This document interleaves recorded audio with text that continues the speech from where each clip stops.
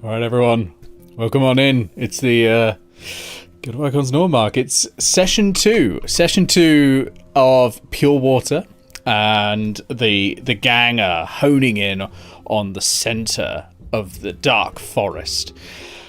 I am your DM, HisCursedness, and I will unmute everyone else and introduce them, the party who are heading on in to the Dark Woodheart. So let's unmute and let's say hello. Hello, everyone. Hello. Happy birthday! How are you so quickly? That's what behind from me. I hear that a lot. How am I so quick? Okay, I'm leaving now.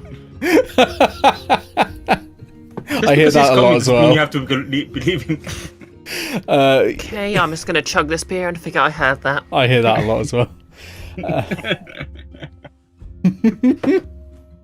Okay, I'm unionising. Yeah, I hear that as well a lot. It's amazing how much of this has already been said. Okay, so I'm going to introduce everyone again because this is obviously still pretty new. And I think we've got a few new people in. Welcome in, obviously, everyone who's in the chat. Welcome in Goggles. Welcome in Iris. Welcome in Kelly Parrish. It's good to see you. Welcome in Terrace. Welcome in anyone who is in the chat and is also currently in the game as well. So I'm going to introduce people from left to right. We'll go very, very quickly. I will just say your name and then just say hello. And we'll continue on. We won't do like full character introductions again. So from the absolute far left, God. it's fine. Now. You can bring your speech in later. It's fine. You can introduce yourself the first time you take an action in combat. You can do it like, you know, have you ever read a Dan Brown book? It's unfortunate if you have, but every time he introduces a character, like the first time they appear, it's like so and so, and then their job every time. Anyway, first of all, say hi, Andres. Hi, Andres. Say hi, Summer. Hi. Say hi, Bree. I'm stone cold sober, thank you very much. Say hi, Ben. And say hi, Emphas. What up, homies? Perfect. Everyone's done it. Well done. Now, this is a thing some of you have heard me say before, but not all of you. Who would like some inspiration? There is a catch. Me. Oh, Bree wants inspiration. Excellent. So Bree's up first. Bree, can you tell me what happened last session? Let's get a recap going. Yes, I can. Okay, so we open with most of the party meeting at the jail to recover Tassel and Imp, who'd both managed to get themselves arrested scrumpting apples. And of course, we'd heard that a alchemist wanted some pure water, which apparently is in a spring in the forest and has magical properties. So off we set. After buying a ton of flasks and getting a bulk deal on them, we ran into some goblins who ambushed us, nearly TPK'd us. I believe Agis became convinced there was a fourth goblin hidden somewhere, but there was presumably only three. We also found a plot hook to some sort of goblin king, I don't know. Or maybe another Rocco's Modern Life film. Mad King Rocco, yeah. Yeah, exactly. Then we ran into a Dryad, who we managed to leave somewhat cordially. Apparently there was a potential for a fight, but we passed the social encounter. Then there were some spiders, which Tassel, one of which Tassel sort of charmed with magic and distracted with food. The other which was just beaten to a bloody pulp, and Tassel unceremoniously stole its venom. As one does. Oh, yeah. And I believe at that point we decided to take a long rest. Yes, you did. Short rest. Oh, short rest was it? Short rest? Yeah, it was a short rest after the spiders. Okay, so Okay. you're back up from a short rest. So make sure that having had a short rest, for those of you less familiar, what you can do is you can spend your hit dice. So you've only got one because you're first level, so it'll be up there next to your health on your character sheet. You can roll that now and add the value to your health. There's a little bit of healing that you get as a short rest. You can just do that. You may as well do that now. I don't expect, considering you've only got one hit dice, One hit die, I don't expect you're going to be taking another short rest, but you never know, you might. I mean, warlocks do benefit from more short rests, for example. So that's always something you can discuss. But yeah, anything that recharges on a short rest, you've all got back. But if you've got spell slots and all that, they've not come back. Unless you're... No, I think it's level 2 that wizards get to do that. No, it's in... Oh, is it first level? Okay, so Yep. yeah, you're doing your recharge. Warlocks get it at first level anyway. Like, Yeah, all of warlocks their get spell this. slots are Yeah, short yeah. That's why it's really beneficial for that. So, you're in the forest. It's getting darker. It's getting gloomier. There's webbing everywhere, and you move onwards, deeper into the forest towards the dark heart of the wood. As you're traveling along, the path, or as much as you can call a sort of half-flattened deer trail of a path, bifurcates. To the left, the ground dips between sheer walls of lichen-carpeted granite that are dark and foreboding, sort of creating these tall corridors, narrow corridors where the light barely falls in. To the right, the path clings to the rock wall's edge, going upwards out of the darkness, but comparatively tight, crumbling, and exposed to the elements. You must press on, but which way do you choose? Okay. I've got an idea for what it works. Go for it. For what it's worth, rather. I could cast Speak with Animals as a ritual and see if I could ask a passing squirrel or something for sort of a bit of a recce. Yeah, we asked them where the pond is. Yeah, exactly. I quite agree. Take care, young one. The animals were not so friendly in the last area. You've seen a lot of Yeah. animals around. Animals are cool. You just have to speak to them right. Yeah, so you can definitely do that. You can spend it. How what's the casting time for Speak with Animals? It's normally an action, so it'll be 10 minutes as a ritual, I'm guessing. Yeah, 10 minutes as a ritual. Okay, so describe to me what a ritual cast by Tattle looks like. What does it sort of involve? Okay, so to cast Speak with Animals, she basically draws a large... She sort of walks in a large circle and just draws one with her foot as she steps around. And you can sort of tell she's done this... she's sort of practiced this a lot. Mm-hmm. Then she walks through it, draws quite a few lines. There's a few sigils. And finally she just grabs a handful of dirt right from the centre and just blows into it. Okay. That's cool. I like that. So you cast this this ritual. I'm assuming there's no costs that you have to worry about. I think it's not too high a level spell, so it's not going to have like diamonds and all that going into it. You cast it and you start looking around for animals. I'm not going to require a perception check, I think, for this. You're in the woods. It's not too hard to find. Ooh, actually. Yeah, that's what I was asking before, whether or not we had seen any. Because, Tell you what, if you want to find one, give me a survival check. A survival... How many...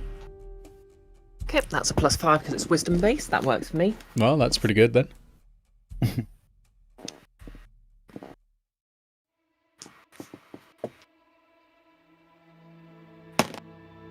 Ooh.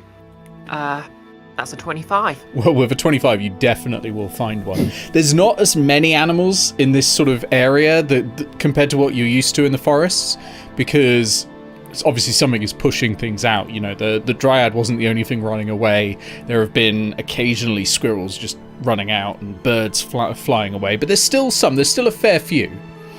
And yeah, I think you find it. I think a squirrel.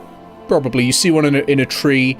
It's sort of keeping low. It's looking at you all warily. But yeah, you see a squirrel. What would you like to do? Okay, so I just sort of look towards the squirrel and just... obviously I'm still holding the dirt, and I just sort of dust a slight cloud into the air, and I call to the squirrel. Hey, you there? Got a minute? It sort of looks up at you, gets a little bit closer on the branch. What you want?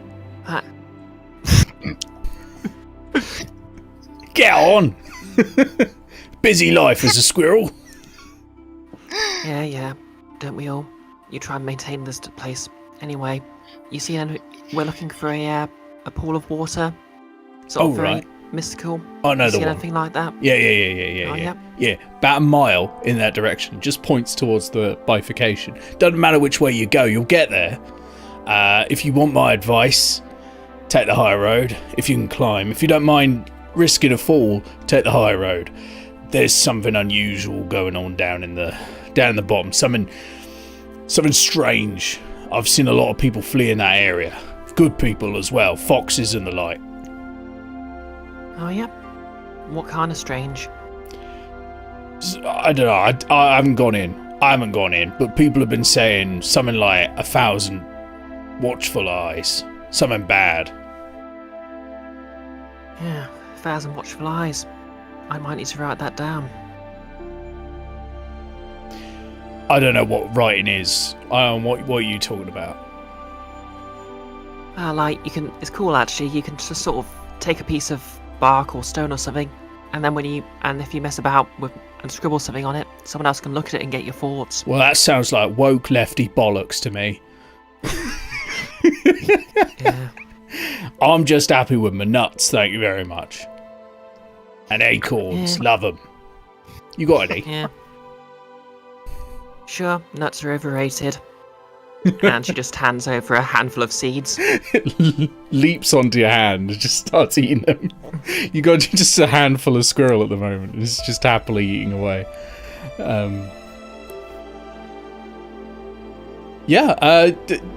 You've got some information from that, but it's still up to you what your decision is. Something is dangerous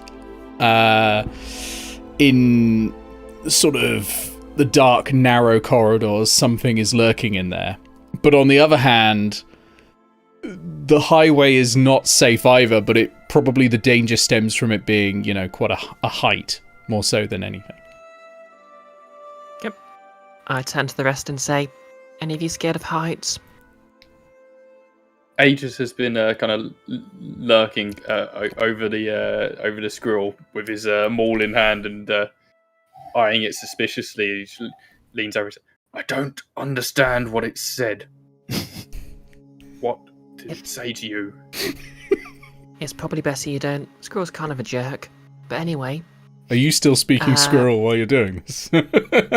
I think squirrel and I think squirrel and person are separate.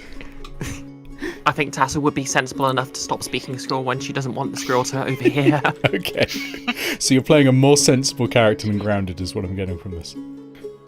Yeah, Tassel's basically the anti-Grounded in that she's actually quite sensible, but she's sort of finds it hard to act. That's fair. I've got to get used to that. But it'll take me a moment, but I'll get used to it. Want me to to be fair, so do I. It would be best if you don't squish the squirrels. You might get a reputation for it. Everyone in the chat is memeing on Brexit squirrel. Like, we got comments like we send 350 tons of nuts to the EU every week. Oh no. Sorry, that really tickled me. Yeah. If we squish every animal that turns out to be a jerk, we'd have to cull the badger population. Not that many badgers. My wife's a badger, I think you'll find. Alright, yeah, so what are you thinking? I take it we're not helping the Dryad out by murdering whatever's causing them problems with the forest then, because that's obviously on the way down. Yeah, I mean... I don't particularly care either way, it's, I just want the water, but... I mean, speaking out of character, the title drop is down the low road, so that's probably got the best loot. That is a very good point, yeah. Speaking out of character, the title drop was just because I really wanted to do a title drop. It is not necessarily the best route. There's good in either one, okay? Yeah, I mean, also speaking out of character, I'm kind of worried the height is going to be calmer for all the people I've dropped as grounded, so... We did make a promise. Well, I made a promise. It sounds like the adventure is on the low path. Do you want to check it out then?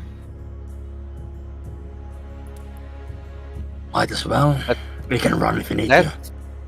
Let's go murder something. Okay. Heading to the murder hole. Let me read the next bit. I think that is an architectural feature. Does this thing have actual murder holes? No. It is just a hole you're going to get murdered in. That's good. That's better. Okay. Now everybody stay back. I Stay behind me. tossed I it. don't want anyone else getting hurt. Oh, when the squirrel finishes eating the nuts, I just toss it over my shoulder, by the way. The squirrel. You get a really angry squirrel sort of back at you, but nothing you can get an individual word out of. This internet exhausted. Yeet. He didn't like being woke, so I thought I'd give him some excitement. Send him back to sleep. Okay, so the forest floor gives way to a twisting labyrinth of towering rock walls and narrow paths that lift and dip like waves over this ocean of needles and twigs below you. Web rot carpets every surface. It sticks to your boots, pulls them back like sucking mud. An ochre mist hangs in the air and sculpts the last shreds of sunshine into divine golden lances. Your breath catches in your chest, heavy and musty, and sounds as loud in the oppressive silence around you as if you were shouting. I'm going to open a map, and we'll see how you move around it. More damn spiders. Well, you chose the low road. What did you expect? Yep. He chose down. We expected to kick the squirrel in the nuts. That's the low road. Oh, well, yeah. and valid to do that. Valid to kick a squirrel in the nuts. Top HisCursedness tip. Yeah. I just tried I mean, loading that squirrel the map, but it just must have gave been up. grey, but it wasn't morally grey. Albert, you want to load the map, or? I've got the map. Oh wow, it's just not loading for me. I'm gonna do a refresh then and load in, and maybe that'll be fine. Goodbye, DM. Quick, let's build a new birthday party. DM's asleep. Okay, it's loaded in for me now. I don't know why that wasn't loading for a sec. Maybe I need to clear my cache or something, but we should be all right. Anyway, let's put you in where you are. I've got some tokens for a couple of you, and the rest of you you'll have to make do with yourself. So I've got Aegis. Where is the token menu? It's in the bottom of the screen. There's a little arrow. You might not have all the tokens, so let me put some up. Literally bottom center of the screen. There's nothing there. Oh, wild. Okay. Yeah. Well, let me bring in some tokens for you. Then let me bring in some. Unfortunately, I was unable to log in to Owlbear through the DM screen. That's fair. Let's bring in a wizard. Let's bring in. We need one for Stonk. There's a good bard one on here somewhere. And we need one for cat. Oh yeah, we need one for cat. Fireball. There's bard. So I'm gonna pop you like that because it's quite narrow. I'm just gonna pop you like that, and there you go. There's fireball. Ooh, fireball. Fireball got Good. 2 feet. So I'll let you update that. Fireball wanted someone to pet their stomach, I see. So what you can see here is there's a lot of webbing everywhere, and there are like mummified corpses here. So there's like they're humanoid shape or animal shape, all sorts. You can see one that looks probably a little bit like a deer that's been just mummified entirely, but there are some people or dryads possibly. Some small humanoid shapes as well, possibly dwarves or gnomes or something like that. In the webs, but you can't see any spiders around. It appears to be reasonably empty, as best you can see. Of course, if anyone wants to move around or have a look, you can. Okay. Before I do anything, hold on a sec. Yeah, there we go. Go, you go. Yeah. I'm inclined to start setting these webs on fire because I have ways and means of doing this. But if you all want to play this sneaky and see if we can't figure out where the creepy crawlies are, I'm amenable. Keep in mind, this is a forest. Probably quite Yeah. flammable. I have no problems with this whatsoever. Keep in mind, you're with a druid, he probably does. Right, so, I mean, whatever happens, Aegis will go out in front. He will not let anyone go in front of him at this point because of what happened in the last encounter. He's like, nobody is going in front of me. You stay behind my ship. Before anything else happens, Tassel just grabs some rocks off the ground, pushes them against probably one of the stones and mutters something. And that's just me casting Magic Stone Yep. in Okay. advance. That's a good idea. Fireball will Also, just be staying on Salamanar's shoulder for now. Can I see anything valuable on the dried up corpses? Roll me perception. Oh no, not perception. Where on the map are the corpses, Nick? Let me use the little dingle dangle pointer. There's one here in this bit of webbing. And there's one further up here. There's actually one on the map for this one. And there's one up here. That's And 24, by the way. 24. There's a slight bulge in one of the mummies in this one here. And might be a pack of some kind. Hard to tell though. Like they are literally just completely coated in webbing. Okay.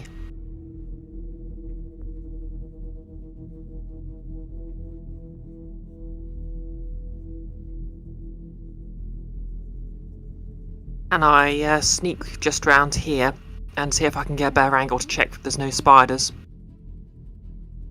Sure. Roll me stealth if you're doing some sneaking. I think it's fair to assume a druid would know that spiders tend to bait their webs or some such. Oh yeah, that's perfectly fine. That's perfectly fine for a druid to know that.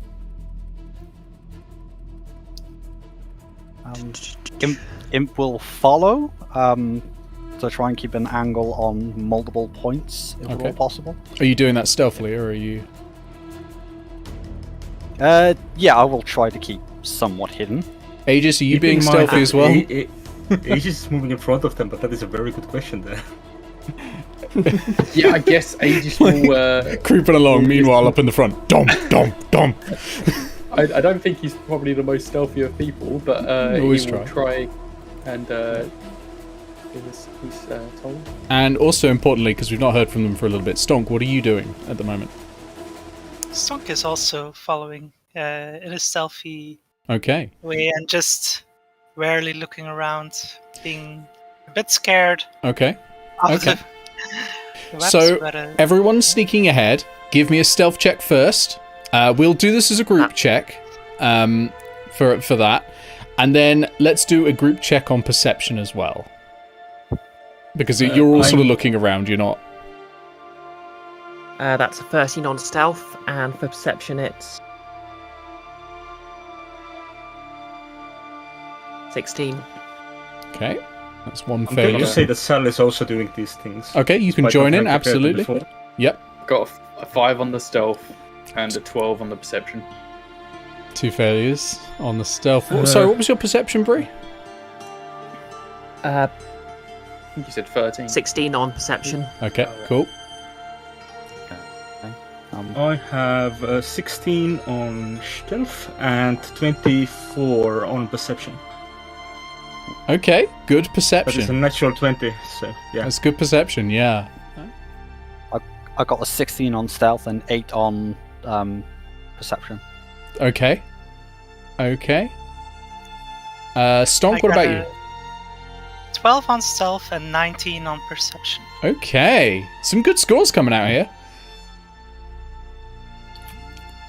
I've just got to add up whether there have been enough successes. I'm doing group on perception, group on stealth at the same time. Aegis, your last one. I think you are going to make or break it on the stealth, because I think it's 2-2. Oh no, I rolled a 5 failures. on the stealth already. Oh, That was okay. So I was failed on expecting That's stealth. already declared as well. All right. Oh, yeah. Sorry. just losing track, trying to track 2 things at once in my head. 2 is the maximum. And what was your perception as well? 12. 12, okay. So I think that's actually a failure on both counts. I'm just trying to add up. What? No, a natural 20 is 2 successes. You did a natural 20, didn't you, Andres? Yes. On your perception. On perception. So that is a success on perception, but a failure on stealth.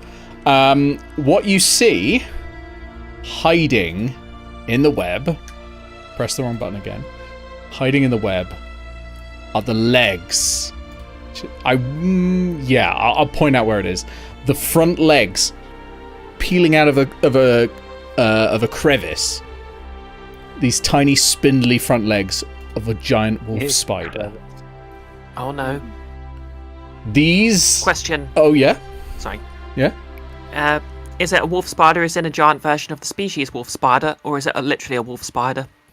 It is a wolf spider as in the giant version of the species wolf spider. And it's a raw D&D monster. If you want it knows you're here. However, these are... it looks like it's very much in a sort of ambush position, waiting for you. So you now know it's here. You have some time. If you want to do some, for example, like nature checks or something to learn a bit more about them, you can do this. It's not going to attack you until it sees you do something that either puts you within reach of it, or if you start looking like you're taking defenses and precautions. Like if it sees you suddenly brandish a weapon or something like that, it's probably smart enough to know to attack. But otherwise, you should be okay. I'm going to move up to Vettel and go like, What do you know about this creature? What do I know about this creature? Well, roll me nature and find out. I just realized I also could roll. Yeah, anyone who wants to try and remember something about this can roll me nature. You can, if survival's better for you, you can try survival. Nature will give you better results, though. That's 23, by the way. 23 is great. Is anyone else? For Sal. 22 for Sal. Okay, you're probably going to get roughly the same information, which is a lot. So, wolf spiders. They are ambushers. They are trap layers. They are stalkers. They're very, very good at stealth. They can see invisible creatures. Using what they use is they use the tremors on the webs they're on. If you're in contact with a web that is in contact with the wolf spider, it always knows where you are, and it can track you, and it will hunt you. They have poisonous fangs, just like a giant spider, and they are less deadly than a giant spider in general, but they are like proper hunter predators. To check, it seems it's the only spider here, right? As far as you can see. Would I know if they're solitary creatures or if they tend to move in packs? They're usually like solitary or between like 1 and 3. You won't see them arriving in like 5 or 8 or anything like that. They'll set up their traps and they'll just sort of stay there waiting. So they tend to have a little bit of space around them because traps that are all close together don't really work very well. Could I I'm try and... immediately concerned about the Go webs ahead, next sorry. to us. Sorry. All 3 of us. Yeah, I'm gonna pick. Bree, you were talking recently, so I'm gonna pick Emphis. I'm immediately concerned about the webs that are next to us, knowing there's going to be more than one. And you don't want me, the nature nerd doesn't want me setting them on fire. Damn it, nature nerd. So, while you guys deal with what we know is there, I'm going to get my crossbow ready and keep an eye on up there. Okay. That might be enough to alert the spider.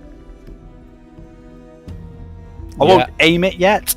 I'll just have it, and it's like down, casual language. Okay. I'll allow it for now because it's not like raised and looking around. I'll allow it, but You're getting close. You're getting close.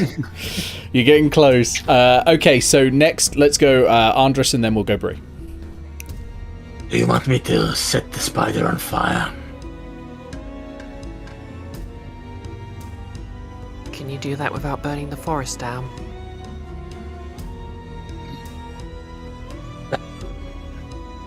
It shouldn't catch too fast. We can put it out. Should we consider This is a pretty humid area. Should we consider just speaking to it? How long does Speak with Animals last? 10 minutes, I think. Probably. But it's a one ritual off. that takes 10 minutes to cast. That's true. You could cast it again, but while like drawing out a circle and all that, that's probably going to entice it to come out and get you. But you can try it. Like maybe the rest of the party can defend you while you're casting it. Or you can use a spell slot and cast it instantly. Use my last spell slot. I'm sure there won't be a boss fight at the end of this. You'll be fine. I mean, to be fair, I do also... Oh wait, yeah, I don't get any of my tiefling racial spells until 3rd level. Or anymore. Stonk, how are you feeling about things? Stunk is still rather cautious and anxious because of what happened with the spiders last time. But yeah, Stunk is just like, okay, we gotta deal with this somehow. So one mechanic I'd like to introduce at this point, because you're aware of an enemy who hasn't acted yet, is the readied action. So what you can do, because you're aware of it, is say, I would like to prepare to do this if so-and-so then does that. So you say, if this trigger happens, I will do this thing. When that trigger happens, you do then get the choice whether to actually do it. But bear in mind, if it is spells, if you ready a spell, it is cast then. If the trigger never happens, the spell is gone. If the trigger happens, you decide not to do it, the spell is still spent. But for things like cantrips, those are free. So if you are starting to get a little nervous, one thing you might want to do is maybe ready an action for if it comes out. And all of you can do that.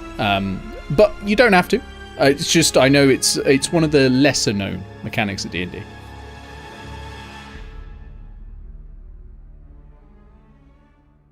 I mean, Aegis has just been standing at the front. He has had his shield raised this entire time. Yeah. Like, as soon as you entered into this area, so it's not a change in stance. Not even that, just from waking up. Yeah, I mean, Just he the basically always has this shield attached to him. Yeah. So he's not actually probably even noticed that the wolf spider is there. He's just like, everyone's whispering behind him, and he's like, "Is everything okay?" Okay, I don't want to alarm you, old man, but there is a giant spider up there. Try not to make any sudden movements. Oh boy. Where? Okay. Turn around suddenly, sword raised. No. Yeah, so if any of you if your characters are getting worried and you want to prepare, you can do that as well. So you don't have to decide exactly what to do now. You can also work on contingencies as well. So I think what we'll do, because we've had a bit of discussion, let's settle on a way forwards for all of you, and what actions each of you are taking, whether it's a readied one or whether it's an active one, and go from there. So what are we all thinking? What are we thinking the best way forwards is? Does it look like we could... Sorry, do you want to go? Yeah, now you can go first. Okay. Looking at these webs and the paths we maybe have, I don't know if there's a way through that foliage, but could we maybe get through the web without disturbing it? Because if we don't get caught in the web, then maybe the spiders don't pounce. That's a great question. A struggle for 5 of us to do that. And there's a lot more webs further down the way. Yeah. Imp could do it. Imp's got mad dex, but the big chunky dwarf, I think Aegis is. I mean, he does have good dex, but Yeah, I rolled a 2 on the stealth check on the dice, so you know. Yeah, no, That's this would be less about sneaking through and more not getting hit by the trap, because the spiders will pounce when it thinks one of us is stuck, because they want the advantage. But if we think we can get through the webs without getting stuck in anything, it might be worth a go.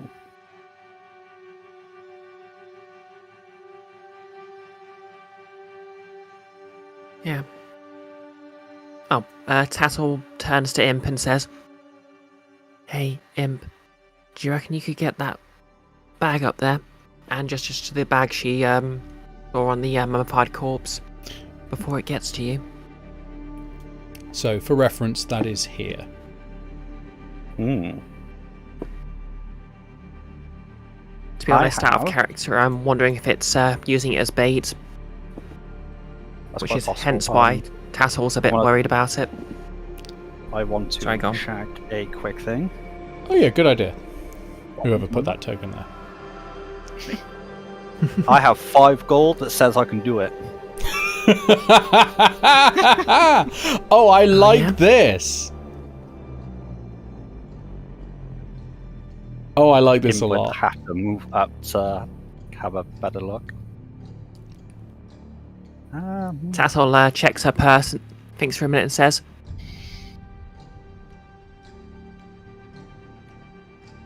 "Okay, you're on. Anyone If else the spider taking eats the you, bet? if the spider eats you, I'm keeping your gold." That doesn't happen twice. This bag, how high up is it? It's about 6 feet off the ground, so it is reachable. Also, Imp marked down inspiration. That was nice. I like that. Ooh, okay. Yay! Up. I need to go back to the top of my thing. I had to check how much gold I had. Nick, have you forgotten that everyone got inspiration from our after-action reports? Oh yeah. Oh yeah. Whoops. Okay. Bad I have luck. double inspiration. Oh yeah. Bree didn't get one for a recap either. Now I think about it, you've all got inspiration because you all did after action reports, and 25 gold pieces. Yeah. Okay. So if Oh, I nobody forgot to else add is doing anything, and I don't want to risk lighting a torch because they might attack. What Imp is going to do is let the crossbow hang where it normally would. Pull a torch that would be sticking out of the pack, and just have that and a tinderbox ready to light it. Okay. As like ready action while they begin to progress towards this loot. Okay. While Unless it's doing this, anybody has anything they want to do before I start. Okay. Sorry, go on. sorry. Can I ready an action? I'm just going to subtly pull my sling out of my pocket and slot one of the magic stones in it. And I'm just going to ready an action. If the spider starts going for him, I'm going to attack it. Okay, roll me sleight of hand. Aegis, Stonk, and Sal, what readied actions would you like to do at this point? Or other actions? I'll ready a firebolt. Firebolt, for if the wolf spider moves. Can you tell me what the components of Firebolt are? No. Verbal and somatic. Okay. So, I'm not going to say you've done it and reap the consequences, but I will let you know, because Sal would know this, right? When you're readying a spell, you do all the components at the readying point. That includes all the shouting and mumbo jumbo, jazz hands and shouting firebolt like a Pokemon. Fire! Pokemon shout their names, actually. Yes, you're right. You're right, and Emphys, you're right. It is closer to Earthbound, isn't it? All right. Technically, Smash Bros. Actually. Well, all right. God damn it. You can have no inspiration for the rest of the game. Right. So, Andres, you can ready something if you want, but if you ready a verbal spell, it will likely cause issues. So while I'll let you have a think about that. Stonk, what are you thinking? Do you want to ready something or watch and wait? Yeah, Stunk is readying a thunderclap cantrip as a distractionary action when the spider looks like it's starting to go for any of us, if it starts moving towards us. So the really cool thing about Thunderclap is that is somatic only, so you can ready that without making any noise. The important thing to remember, though, is it is only going to affect creatures within 5 feet of you. Oh, it says it can be heard up to 100 feet away. Oh, the sound will. Yeah, the sound will, but the damage will be every creature within 5 feet of you. Yeah, but I was thinking like the sound itself would already be distracting. Oh yeah, I'll probably say it's a bit distracting for sure, but to be clear, it will deal damage to everyone within 5 feet of you. Oh, everyone within 5 feet. Yeah, it doesn't make a distinction between enemies and allies. Thunderclap. Alright. Other ready things you can do. You can ready things like moving. You can ready things like crossbows. You can ready things like bardic inspiration or anything like that.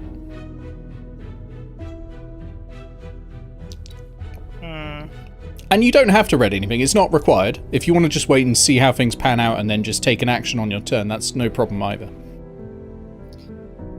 I guess readying a bardic inspiration makes more sense. Yeah. Who do you think you'd bardic inspire? Aegis. Aegis probably would benefit from bardic inspiration being right at the front. That's a good shout. So what's the trigger for this? Is that if the wolf spider comes out and attacks, yeah? Yeah. Okay, that sounds great. Bardic Inspiration obviously is not a spell, so it doesn't need to be pre-done. You're not going to lose it if you lose the trigger or anything like that. Okay, so let's go back to Sal. Sal, have you got an updated plan? Sure, I'll throw a dagger. Throw a dagger's great, yeah. So that's again if the wolf spider comes out, yeah? Yep, okay. And also, so Tattle, you're readying an action to sort of ready a stone. Before I roll before I roll sleight of hand, can I just hold a stone in my hand and not have that be suspicious? I think that's fine. Yeah. Yeah. Okay, I'll do that then. Okay. Yeah. Seems a bit stealthier. Yep. And I think Aegis, are you readying an action at all?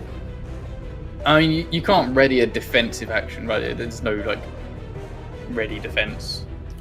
You can ready the dodge action, yeah. You can ready that.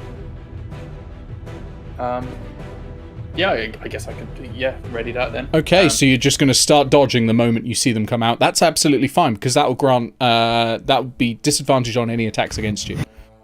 Cool. So, yeah, that'll be great for survivability. I'll say with my shoulder to everyone else, I don't know what games you guys are playing at, but just stay close by. My shield will cover anyone that's standing next to me. That's the benefit, yeah. Okay, let's go then to Imp. Here we go. You're approaching. You're creeping over. Begins to walk. I'm not doing this stealthily because I'm assuming the big lumbering leg people at the front have announced themselves effectively. Yeah. Yeah, we don't know it knows. Imp just assumes it knows because Imp believes they're the only one that's capable of being actually stealthy. That makes sense. So you approach. They're not arrogant at all. What I'm going to do. So they saunter. I'm going to roll. I'm going to roll randomly to determine how it acts on this, because I don't know. I don't know what it's going to do at this point, and I'm going to find out. Okay. You're okay. You get right up to it. What's the plan now? It's coated in webbing. It's basically a mummified corpse, literally like a mummy. You're gonna have to break open that webbing to get at whatever's inside. It looks sticky, like doing so might get yourself caught in it for a bit. Aegis is gonna step up to follow you. I'm gonna roll again to see looking around. See how they respond to that. Keep. Okay. You're okay? Okay. Don't want to risk burning the bag, because not getting the bag means I lose 5 gold. And whatever's in the bag. Yes, potentially, depending on what it is. It will have to pull out a Can you dagger. poke it down with a crossbow bolt? Dagger would probably work. I'm gonna. Yeah. Real slow. To minimize any chances of the spider doing anything, but pull out the dagger. Sleight of hand check, please. This is not for pulling out the dagger. This is for the cutting, because I presume you're going to try and cut it without trying to cause vibrations to go and activate the spider. Yeah. So yeah, sleight of hand on that one. 14. That's not enough, I'm afraid. Roll initiative. Oh no. The wolf spider's coming out, so readied actions can go off now. So Aegis, you start dodging. We have a dagger coming out from Sal. We have a stone getting yoked by Tattle, and we have Bardic Inspiration going off on Aegis. So Aegis, you have Bardic Inspiration now. The dagger is coming out at a... Where are things on the sheet? At a 22 to hit. 22 to hit will hit, yes, absolutely. Roll some damage. That is going to be 5 points of damage. 5 points of damage. That's great. Yeah, 2 on the dice. No, that's real. That's really good. You don't get a very big dice on that. Alright. That's really good for a dagger, though. Yeah. That's a great first hit. Okay. Let's go for initiative. Wait. No. Tattle. I rolled. Do you want my initiative or do you want my attack? Go for the attack first. Your readied action.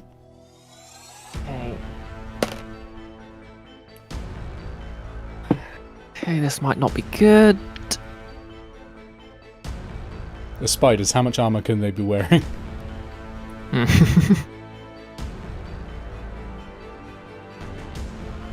Exoskeleton, no? Okay, my spellcasting modifier is my wisdom, so that's a plus. Okay, does an 11 hit? Oh, I'm afraid it doesn't. So that stone just pings off against the rock. Can I use my inspiration? You can. You can use your inspiration to reroll. Yep. Oh, I forgot about inspiration.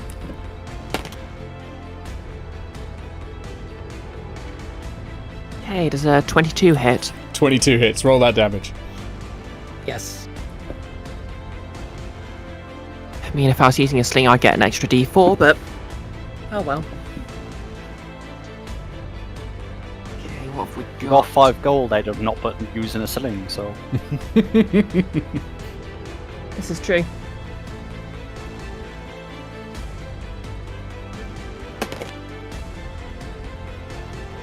That is 7 points of damage. You've killed it! And...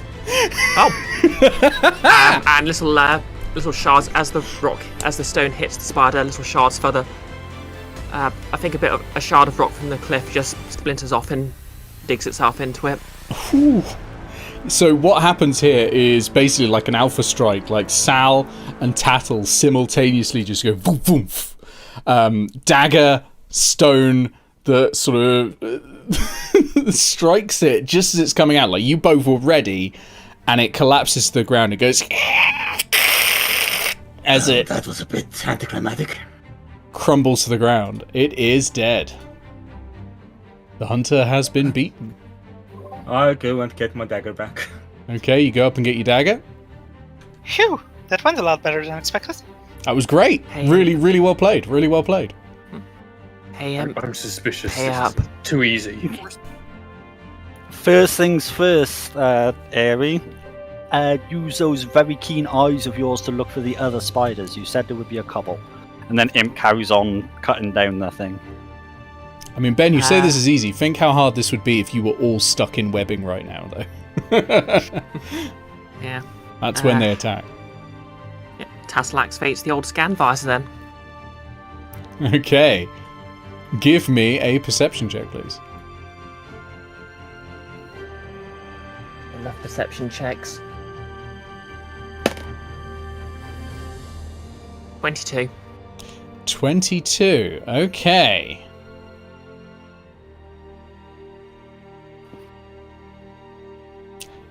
Don't see anything. Okay. Can I use thaumaturgy to make the ground shake slightly and vibrate one of the like this larger web up? Where's the pointer tool? Oh, you want to sort of make rumble this, the web? Yeah, can I just shake this web up here? What does thaumaturgy do?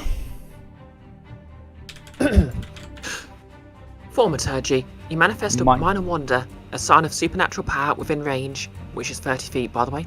You create one of the following magical effects within range. Your voice booms up to 3 times as loud as normal for 1 minute. You cause flames to flicker, burst, and dim or change colour for 1 minute. You cause harmless tremors in the ground. Oh, That's what I'm trying to do. Yeah, okay. No, yep. You can stop there. If it lets you do that, it lets you do that. That's fine. Just double checking, because I can't ever remember what all these flavour spells do. They're great spells, but I can never remember what they do because they do so much. Yeah, you can absolutely do that. Okay. Oh yeah, what does this look like? I guess I just sort of inhale a bit, concentrate for a second, and the web just starts shaking. Okay, yeah. So just... And yeah, some legs appear.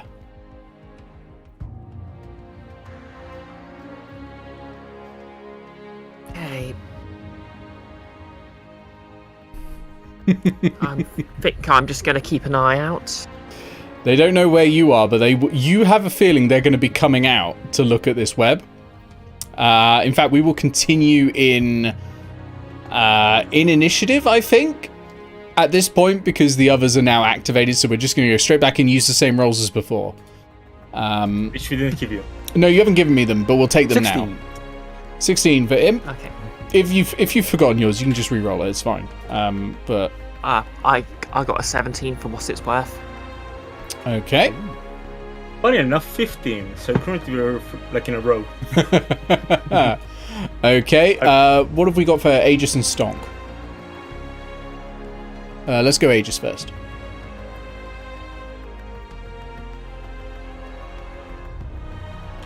Aegis?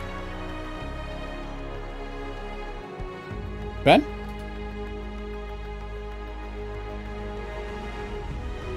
Hello? Alright, how about Stonk? Am I on my own? Has Discord died? What's happening here, people? Is anyone else here? Oh, Why apologies. was I realized- deafened? What happened there? That is a very good question. It must have been on your side. Was it the server? Yeah, I don't have an automated way of doing that. I've got to hit a specific key combination. Well, that explains everything, because I was like asking him, I was like, guys? Hello. Okay, yeah, so let's hear Stonk's initiative and then Aegis's. Ah, you missed Bree's great joke. Sadly, Stonk's, Stonk's initiative is 11. 11, okay. And Not as Aegis. great. Aegis was 13. 13, thank you very much. Sorry about that. I have no idea why that happened.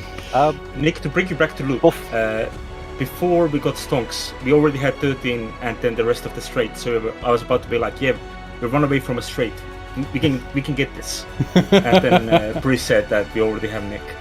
Oh, god damn it. Before we jump into the combat, while Tattle was casting Thaumaturgy, would Imp have had enough time to cut down this? Yes, absolutely. I think you've got enough time for that. That's no problem. Let me get what was in there. Assuming you're opening it, that is. Imp would have a quick peek, yes. Sure. So this one contains a potion of healing. Ooh, very nice. Yeah. That's worth 5 gold at least. It's worth 50. We take those. Well, I mean, it didn't do much for the poor sod that was in the tree of it, so... Well, they didn't drink it, to be fair. Right, so what let's go to the top of initiative then. It is actually going to be Airy first. Okay. I think I'm gonna hold my action, but I'm just going to throw another. Well, there's no reason not for me not to use my sling now, so I'm just going to get ready to sling a stone at the spider when it shows its head. Okay. So you're waiting for this, presumably this one, or maybe this one, to come into sight, whichever one, and you're just going to boom, first one you see. Joof. Yeah. Yep. Okay. Then we will go to Imp. Who will dagger away, light the torch that they had ready earlier. Okay. Torch is lit. That takes my action. I assume I can't use it to start carving a path through the web just yet. That'll be a separate action. Yeah, okay, so I have to wait then. Yeah, that's me. Over to Sal. We'll move over here with Fireball, and I will prepare a Firebolt for when the next spider comes in range. That sounds good. So you start casting. You get the words going. All right, Aegis.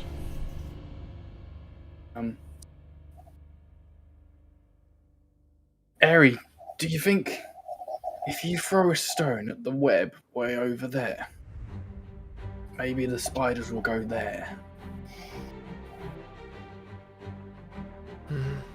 Most spiders, I'm going to assume she knows this is a druid, by the way, so stop me if I'm saying too much. Okay. Nick, most spiders generally weave their own webs and attack when and can only sense what's on a web they're touching. It might lure one spider out, but it won't lure the rest to it. See, now you kids are teaching me things too. Right then. Stay back, kids. And he steps towards the web in front of us and goes to hack it with his hand axe. All right, yeah, you can start hacking it with a hand axe. That's no problem. Let me just double check what webs are for their hit points. I don't think it's very high, but if you just roll me damage, please, for a hand axe. Or just a damage? Yeah, you don't have to roll to hit. Well, technically you do have to roll. Yeah, roll me to hit, please. Okay. I didn't really. Its AC is higher than I thought. That will hit, yeah. And a 6 damage. 6 damage. Okay, so you're starting to hack at it, and it's starting to fray, but it's not yet cut through. God, I'm gonna have to track HP for all of the bits of web. Sorry? How many webs have you done? Are you tracking the elevation of the webs? I am, of course. Okay, we're over to Stonk. Stonk, what are you up to?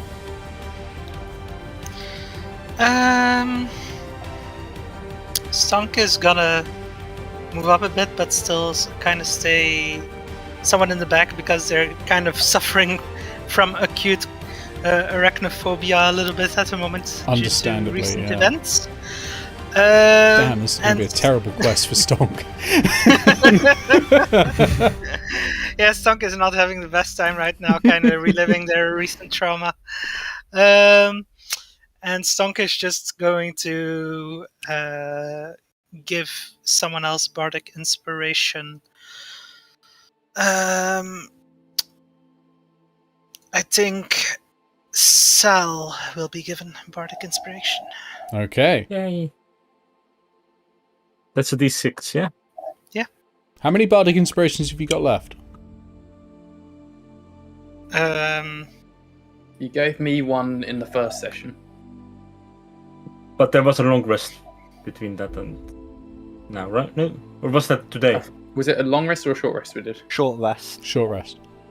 But we did have a long rest as well if it was during Goblin fight. Or was it during Yeah, Spider fight? Is my question. no, it was during the goblin fight, the first one. Yeah, then Okay, it's so that back. one would have recharged. That's fine. Yeah, I didn't give any during the spider fight. I don't know, is there a limit on how many bardic Yeah. inspirations? What's your charisma modifier? +5. Okay, well you've got 5 to give out, so that's okay. But they do recharge only on a long rest, so they are a long rest resource only. But yeah, you've got 5. So this would be 2 now because you've given one to Aegis and one now to Yeah. Sal. But that still leaves 3, which is going to be plenty for a boss fight, right? You're going to be fine. Yeah. That's no problem. Always be Bardic Inspiration. Now that's a bonus action, so you can now do something with your action if you want.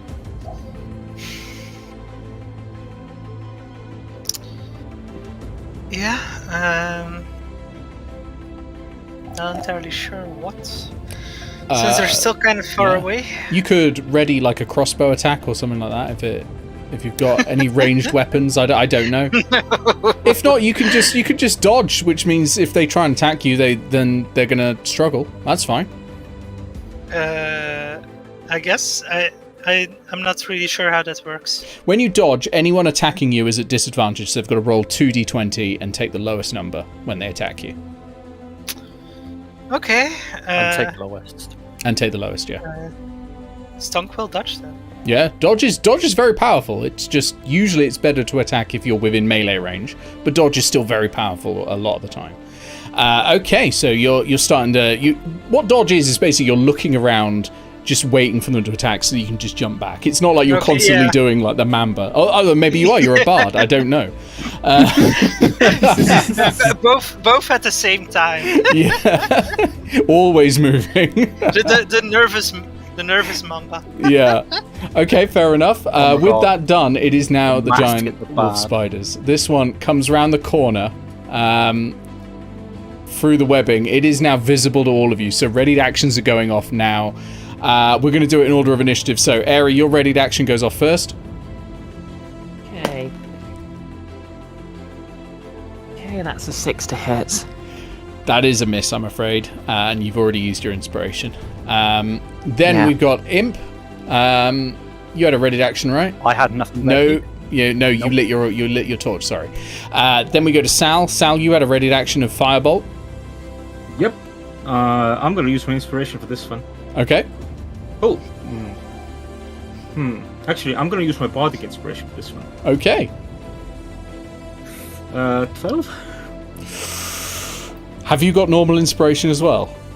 Yes. You might want to re-roll that. You were very close, but you're not there. Yeah. Okay. In that case, that is going to be a 17 to hit. 17 hits. Roll the damage. I lied. That is a 15 to hit. A 15 still hits. Roll the damage. That is going to be 5 points of fire damage. 5's good. 5's good. Okay. So I keep forgetting there is no. I don't get a modifier. I'm so used to Eldritch Blast on a Warlock. With Agonizing Blast, you know. So it cuts through all this webbing. It does not ignite the webbing because you've got to deal damage to the webbing to ignite it. But it cuts through the webbing, goes straight to the wolf spider, goes foof, and the wolf spider skitters backwards and sort of goes like it makes all these weird noises. It hates fire, but it is still coming. So hang on, it's gone 5, 10, 15, 20 so far. Its movement speed, I believe, is just a standard. Oh, no. Okay. 25, 30, 35, 40. Here it is. And it is going to attempt to bite Sal. Sal, you tossed a firebolt at it. It wants you to stop. It wants you to stop right now, if possible. That is fair. So, that's a 22 to hit. It's not a natural 20, but that's a 22 to hit. Will use my protection fighting style to impose disadvantage. Disadvantage. Okay, so I'll re-roll it. That's worse. That's a 10 to hit. Does a 10 hit? No. There we go. Nicely done, Aegis. Sort of jumping in the way with that shield and go, no. So it misses. That's its turn. Buddy. We go to the other spider who's coming along. 5, 10, crawls down there for another 5. So we're 15 and then 20 to this square. 25, 30, 35, 40. It is going to dash to get to there. But that's its go. That's all its movement. And we go to the top of the round. It's Tattle. Okay, Tassel's going to see the other wolf spider suddenly dash over to her in person, and because they're her friend, she's probably going to immediately get her sling out and use her last magic stone. All right. So that is. Oh, do I get a flanking bonus because Imp is right next to it, or No. not a flanking bonus? Okay. You don't get sneak attack. You're not a rogue. But Yeah. no, you don't get a. But if anything, actually, you get a penalty, technically speaking, because there's a character in between. It's a half cover. Ah. Great. Are those things not up? No, this you want, one's you can on the move ground. It's before come you attack. straight for you, and then just sort of skittered on the side of the wall.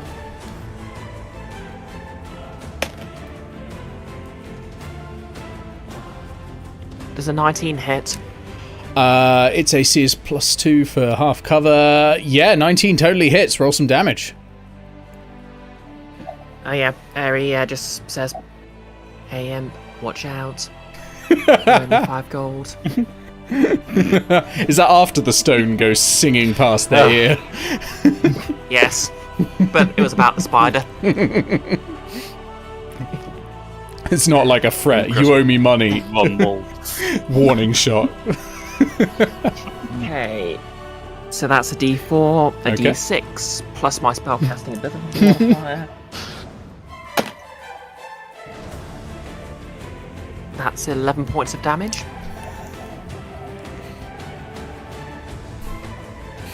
Rangers are amazing, aren't they? I don't know, I'm not a ranger. Druids, sorry. Druids are amazing. Sorry, Yeah. my brain's just rotting Oh, now. It's been a week. Druids are amazing anyway, because that is a dead wolf spider. Yeah. Oh, and it's my bonus action. I'm just going to grab another 3 stones, press them into the dirt, mutter something. Yep, you're ready to go again. Yep. And just step back here. Goddamn a magic cantrip? Gatling gun. Yeah. Nice. Is it is it a cantrip? It is, isn't it? Yeah, Magic it's a stone? cantrip. Yeah. Cantrip. As a bonus action, I can basically create 3 magical bits of ammunition that use my spellcasting modifier and So, add yeah. my spellcasting modifier to damage. Killed a giant wolf spider in one go.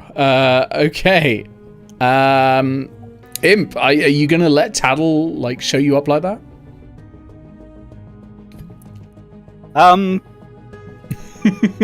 Yes. There's not a whole lot that Imp can do right now because the spider's been being blocked by all these people. I could crossbow bolt at it, but you know, I have absolute faith in my comrades, and I'm totally not eyeing up their things. What I'm gonna do is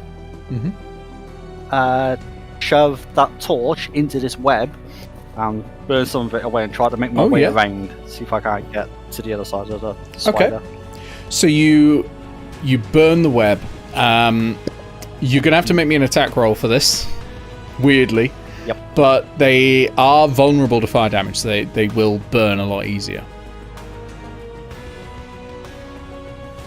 Am I add my dex to that or my strength? I believe it's strength because it's like a club. Is the closest attack thing for this. Yeah, it's like an improvised thing. Isn't it? Yeah. That means it's a. Do I add my proficiency? Are you proficient in clubs? Which would be a simple simple weapon. No, wait, yes, I am because If you're Warlock and I'm if you're an expert, proficient I'm in clubs, with, it's like, everything. yeah, it's close enough to a club that you can just use it as if it's a club. Yeah, okay. Then it's a 14. 14's enough. Okay, roll damage and then double it.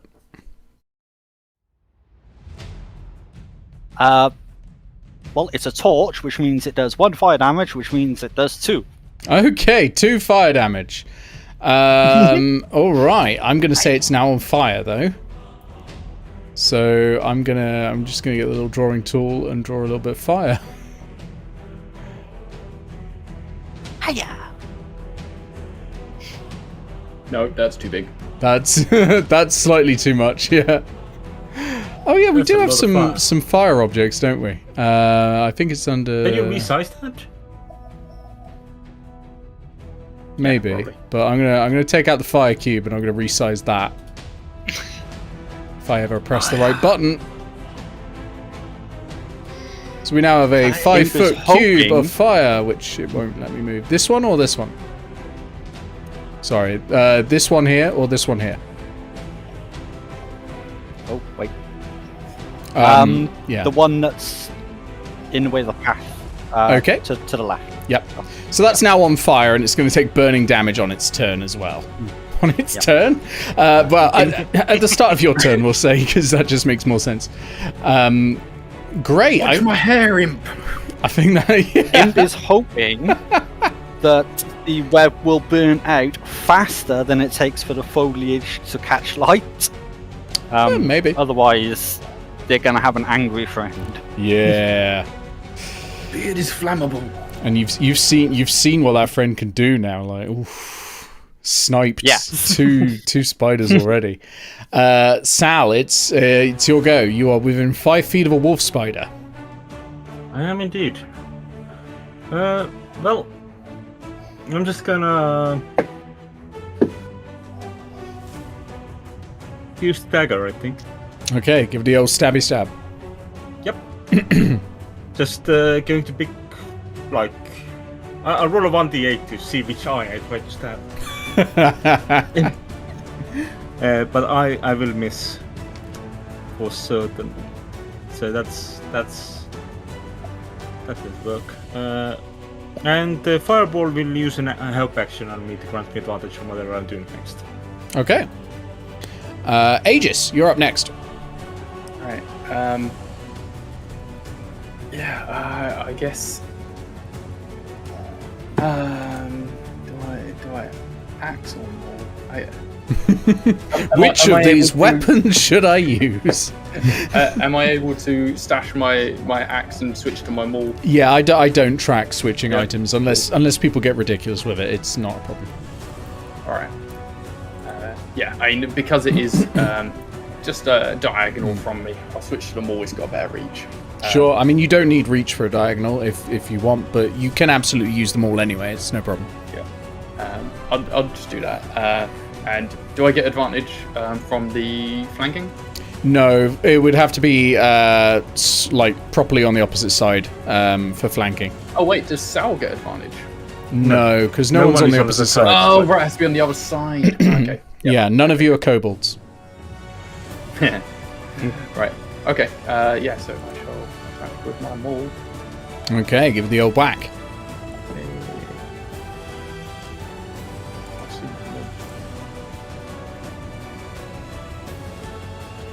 There we go.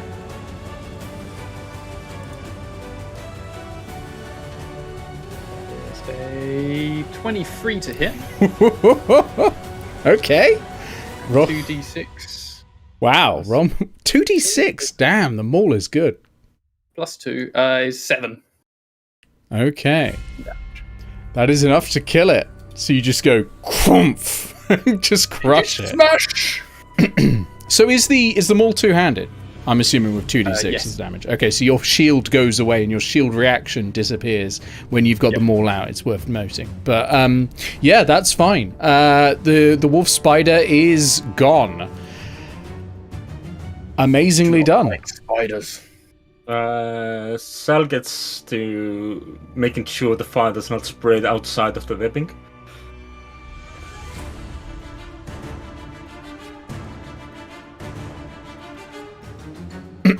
Yeah. Before it's your turn, the fire is spread like that. My beard! Keep it away! Oh yeah, actually, that's a good point. It has spread like that. Uh-oh. Aegis, your beard's on fire. Away at that section. You are going to You take must have one of those. 1 point of fire damage. Lol. Catherine says, I thought Aegis broke a bunch of the web. Yeah. Yeah, you did. You got right up in it, and now it's on fire. Fire. You didn't break it 100%, unfortunately. You got it down to half health. Funny must thing have is, one of Web those actually has combustible almost beards. as much health as a giant wolf spider. I don't know why, but that's the rules. Well, Hardy since web. this is current the situation, Sal will immediately get to putting out the fire. Okay. What are you using to put out the fire? Funny enough, how high is the majority of this? Like, is it on the ground or? It's sort of on the ground. It's also sticking up. It goes up to about 6 to 8 feet up. Like, it's a vertical web spreading, it's like spanning between the two bits of rock that you're at. Well, do I need to would you move? say it is the size of a small campfire? No. Because a small campfire is usually compared. Small Because campfire is it's 5 by about 5, 5 right? foot square, and this is about 15 or 20 now. Can Sal be putting out? You can take out a Small single amount of square if time. you want. Yeah, Yeah, that's what I'm and- thinking. yeah, I can yeah. just prestidigitate, like, put out squares one by one. Yeah, but they will continue to spread, probably faster than you can put them out. So it's going to be a team effort to prevent the forest fire. Smokey the Bear.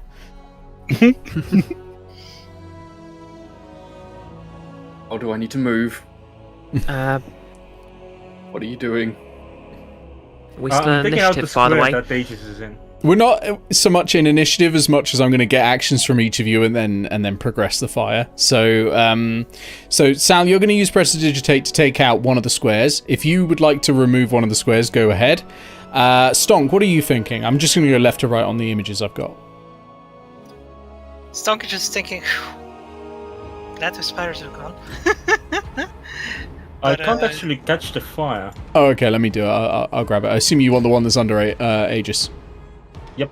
Sorry, I'll just move Aegis. Oh, it's gone. Never I mind. just got it. I didn't do it, but it's good. It's gone. That's all that matters. Yes, Okay. back to you, Stonk. You So just yeah, Stonk is just happy that the spiders are gone, but Yeah. he's like, we still need to deal with these webs.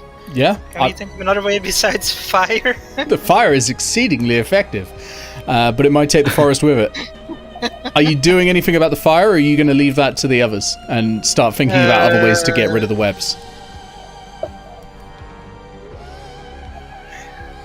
I think Stonk is kind of just thinking about cutting through the webs. Okay, sure. If you want to start cutting any of the webs, you can go over there and start cutting them. That's fine. I'll take an attack roll off you. Well, Stonk is kind of wary about the fire.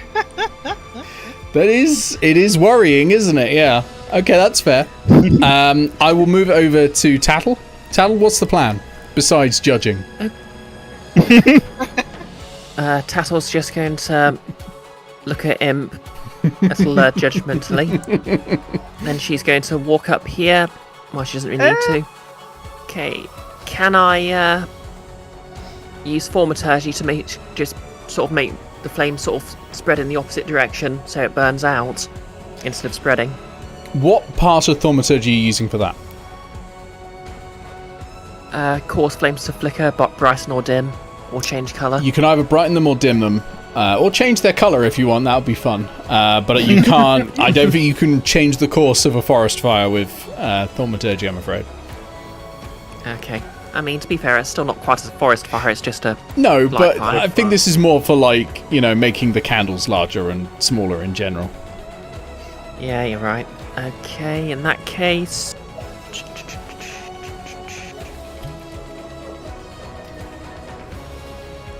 Wait, what was my other cantrip? I'm just laughing that the small fire imp has started has turned out to be more of a conundrum than the free spiders that you dispatch. Like, if I told you this was mathematically as difficult a fight as the goblins, you wouldn't believe me. I mean, to be fair, we fell into the goblin's trap. Yeah.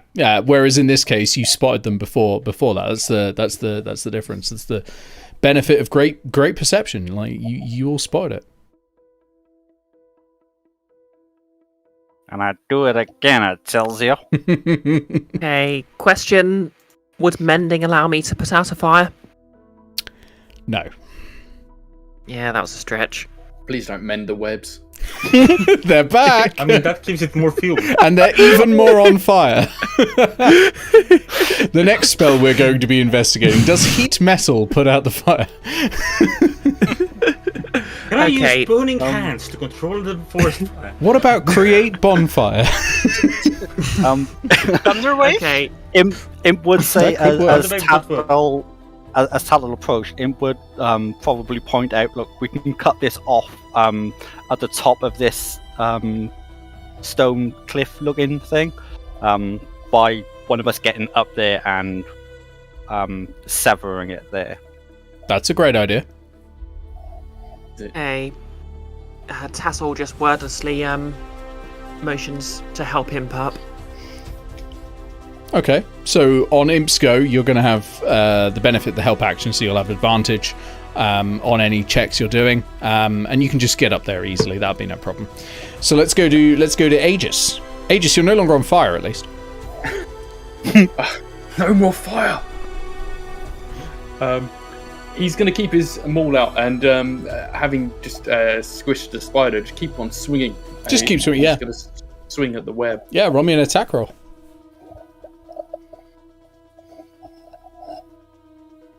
By the way, Ben, you've got something rattling there. It sounds like. I don't think that's coming from me. That one's on Summer. Okay. So it's a 15 to hit. 15's good. Roll damage. That is a 10 damage. That's enough. You break that one, so I'm gonna get rid of this one. This one's no longer on fire. The one in the middle, and that is no longer web either. That's free. You can all walk through that if you want. Okay. Can I walk through this turn? Yeah, you've got your movement. Yeah, you can go through. You just leave. You can just leave. Yeah, it's fine. Aegis! Forest's on fire, and yeah, no, it's good. I'm getting away from the fire. Yeah, no, just go. You don't care about this forest. You're a dwarf. Yeah, right up to the next web. You live in the mountain homes. It's fine. There's no wood in there. He might not care about the forest, but he might want to care about the stones. Oh, the ones you're going to throw. Oh my god. That's a hell of a threat. I love that. Mark down inspiration. Okay, yeah. Aegis, you move up to start taking out the next web. That makes sense. Okay, Imp, over to you. Okay. Yeah, go for it. So Start another fire. It's time. Not gonna lie, tempted. My torch is still there. I'll give you inspiration. I already have you've already. inspiration. My powers are useless here. So I don't want to use my action to put it out. So can I just hand the torch off to somebody else? Yeah, that's do fine. anything? Yeah. Just throw it in the bush. Excellent. Tempting. And then I'll move up and daggers to try and cut off this fire before it. Yeah. You get back up there. I'm going to say you're going to have advantage from Tattle helping you on the attack on the webs. So if I could get up all the way up here, I would do that. Yeah, that's fine. And You can do that. You've got enough movement to get up there. Yeah. And then I need to roll an attack, I assume. Yep, roll me an attack with advantage because you had help from Tattle.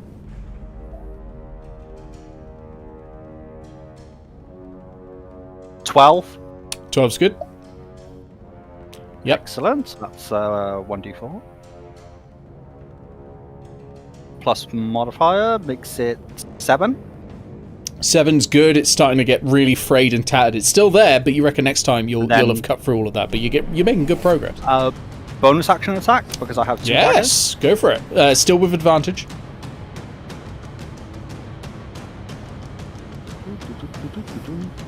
Ooh, that's really good. 23. Yep, that's great. Roll damage. That's only 2 because I can't apply my modifier to that one. 2 damage. 2 damage. Oh, almost. It's hanging on by a thread, but it is still there and it is still on fire. Hey, a thread. Which means...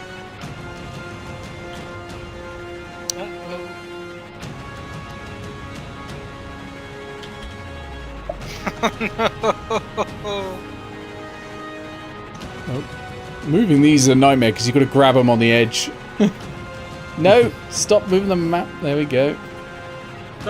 Should the enemies be rolling damage for the fires burning the web? No, it's 1 point of damage it takes.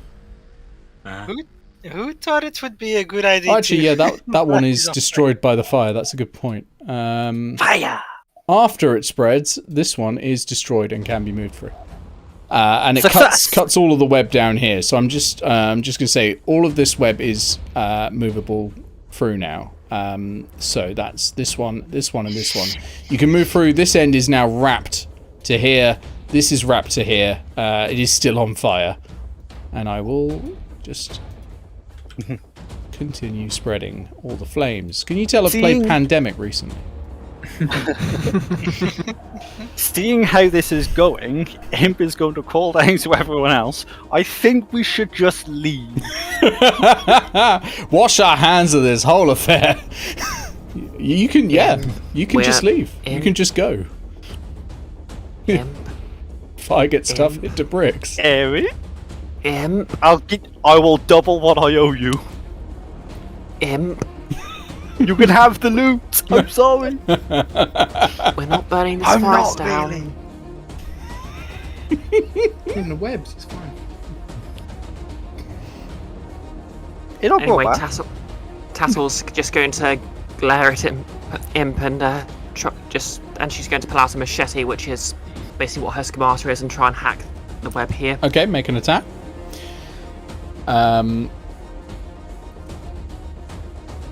I'll also get an action from Sal, and then it's going to be Stonk straight after that. Yeah, angry druid noises are happening. Okay, I'm going to burn my initiative on that. Inspiration. Yep, you use your inspiration. Okay. Choice of words, very specific.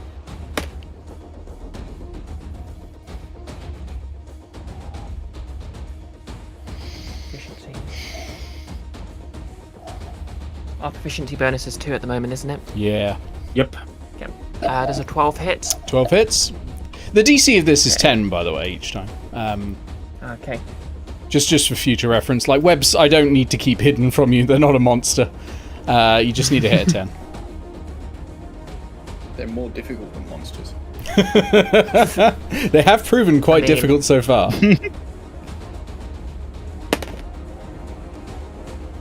That's 7 points of damage then.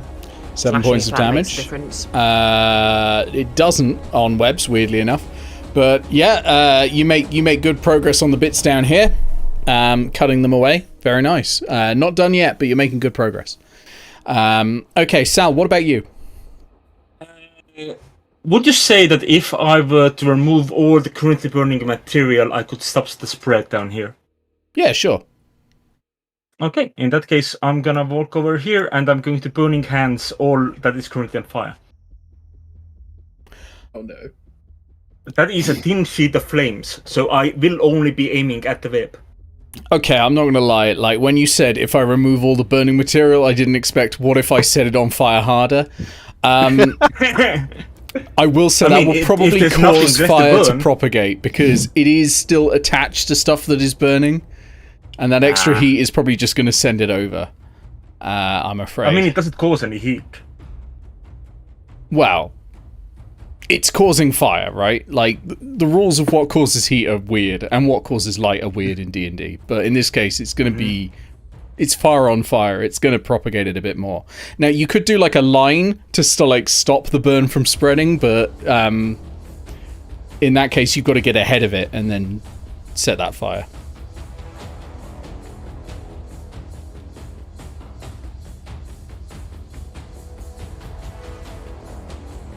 Yeah, I don't think there's a lot we can do here.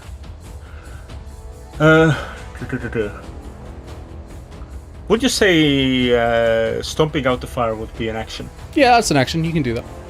You've all got water skins as well, I might add. Yeah, that's true. But we it's need not that like... to drink. You do need that to drink. I was suggesting that for a reason. I mean, we are actually Exhausted. getting our drink on from Goodberry at the moment. That's true, actually. You are Yeah. you are fine because of Goodberry. So you could use your... That's a suggestion from me, but you don't have to take it. You can do whatever you want.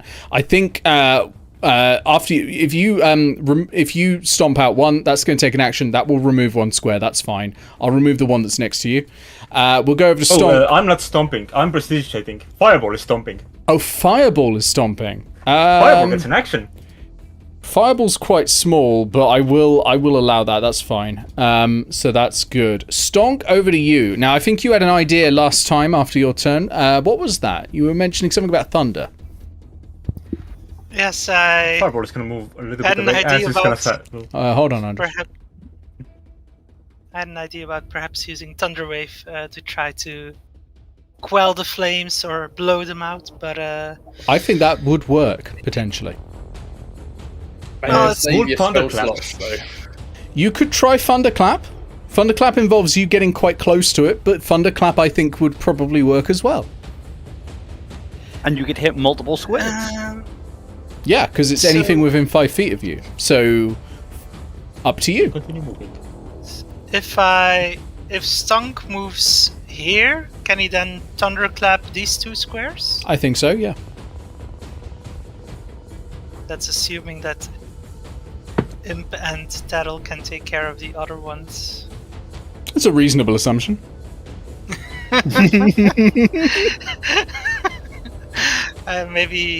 Maybe Stunk will move here instead to try to That's going to help hit them him though. first. Yeah. It will hit Imp, yeah. Well, Plus, there's 2 people I- already on those They fires. Yeah, can stomp them out quite easily. Yeah, honestly, Okay. your first idea was great. Like, It's your call, Stonk. You do whatever you want. Yeah. Deal damage to your allies. I don't mind. Stunk is going to 7, please. Stunk is going to thunderclap these. All right. That's great, and that does work. Yeah, that thunder damage.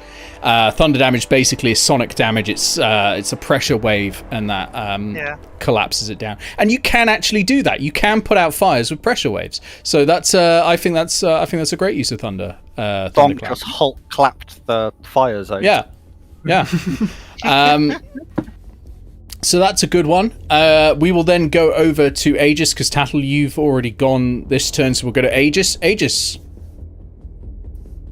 I'm glad that the fire's out on that side. Imp, Airy, you've got to get that under control. I'll take care of this one. Yeah, Imp. Yeah, No he's just regrets. going to continue with the maul. Okay, giving it a whacking. Go for it. Yeah. Don't roll below a 10. Well, that was an 8 on a dice, but I get +4, so That's fine. 12. Yeah. 2d6. That is 10. Can I add that bardic inspiration to attack? To damage? No, only to attack rolls. Adding it to damage, I think, is a College of Swords thing. Yeah, I thought that was a later. Fine. So that's 10 damage. That's good. That takes away another chunk of web. So 1 square of web is gone up there. And you press Move forwards. right Yeah. into the middle. You're hacking away at it. That's fine. Absolutely. You're making a path for everyone else. Okay, Imp. Over to you before the fire spreads. Boop. Okay. Let me pull that back up. Okay. So we can just put it out as an action. Yeah. And Tattle didn't go before me. Tattle has gone. Tattle went right at the start of this round. Doing the slicing with the scimitar. Oh right. Okay. That means I have 2. And the web goes straight after me, right? Yeah, web goes straight after you. That's gonna spread, and there's just about no I can do about that. Mm-hmm. I mean, you could try slicing the square ahead of you, so you can still stop it off at the next in the next turn. No, I'm not gonna take out an entire square in one swing. I don't. I'd have to get a really good roll on my second roll of damage. Yeah, but So what? if it spread to the square next to it on the next turn, you'd be able to finish off that square on your next turn, and that's it. Say that again, sorry. Okay, so if you start cutting 2 squares ahead of it, you can finish off the square you're hacking at the next turn, and it wouldn't go any further. It's up to Quite him strong. entirely what they do. The problem with that is that it's spreading outwards, which means it's going to head down towards Sal and Aegis, as well as up towards this corpse. I can't do every direction at once. Yeah, from where you're looking, it'll yeah. likely spread to this square, this square, this square, this square, this square. Okay. Ah. That being said, Stonk is a fire putting out machine. So what I'm going to do is focus on putting out. Let me pull out the one immediately to the left of me. Immediate to the left of you. Okay. So you're just stomping it out, not cutting it, or are you cutting it? Cutting it prevents it from coming back. Stomping it out just puts it out immediately. But only stomping it out takes an action. Cutting it usually it takes 10 points of damage basically. How damaged does it look? This one's fresh. The one you were cutting was this one, which has been destroyed now. If I make it wet, does that prevent it from coming back for a turn? Oh yeah, if you make it wet, it won't come back. Then that's what I do. Okay. What are you using? The water skin. Yep. Okay. Yeah. So you pour out some water. I guess it probably only takes about half the water skin to pour it out. So you've still got a little bit of water. It would take a full action to do that again, so I can't just. That will be a full action, but you can still move if you want. You don't. But your action's gone. But moving and bonus actions are still there if you need them. Okay. What I will do then is I will move. And I will put this one out. I want Stonk to have as much access to all the squares as possible, so I'll move one up away. Don't mind this giant square. I'm just doing it for wet ones. Yep. Okay, that's so my turn. You move away. You are stepping into the web, so it's getting sticky, so it will be difficult terrain around there. But you're not like restrained by this bit. That's fine. Okay, so the fire spreads. The fire rises. One there, so there is going to be 1d4 damage. Nope, that's it. Actually, that's all it spreads to because this one's burnt out. So that is going to be 1d4 damage for Tattle. 1 point of damage. I'm only rolling ones on this d4. So 1 point of damage on Tattle. Question. Yeah. What does that half to? 0. Yeah, Tattle's just like. I need to roll better than that to get a tiefling with fire damage. Yeah. Okay. We go to the top. I am going to start with Sal this time, which is what my intent was last time, and I kind of got confused. Sal, you're up first. All right. In that case, Sal is going to prestidigitate this square. Okay. That is this square. Yep. Absolutely. And Fireball is going up and putting out this square. Okay, so you're kind of corralling the fire into that corner there. Very nice. Very nice. Stonk, over to you. You can now just stomp it out. Just so you know. Yeah, I guess Stonk is just gonna go over there and stomp it out. Okay, you stomp it out. You don't stomp on Tattle, preferably. And the fire is put out. Finally. You are now free to do things outside of initiative. The danger is gone. You survived. No regret. You survived the hardest fight you've ever encountered, which is, of course, Imp's fire. I don't know. We survived me. Yeah. We're just coming up to 9:20, so what I'm going to do is I'm going to take a break now. Okay. Because the next thing will be the final fight. But we'll do the searching of this after the break. Because there are still a few more corpses you've not looked through, and I'm assuming you're going to want to look through those. Corpses are great. Yes. So corpses? I think you mean nature's treasure chests. Indeed, like pre-fertilizer. So we're over on the break screen now. You are all still audible. Feel free to chat with people. We'll come back in, let's say, 10 minutes, so 9:28, and I'll see you then. How's everyone in chat doing then? I will be right back. Because I require tea and to calm down from that hilarity. I'm not sorry.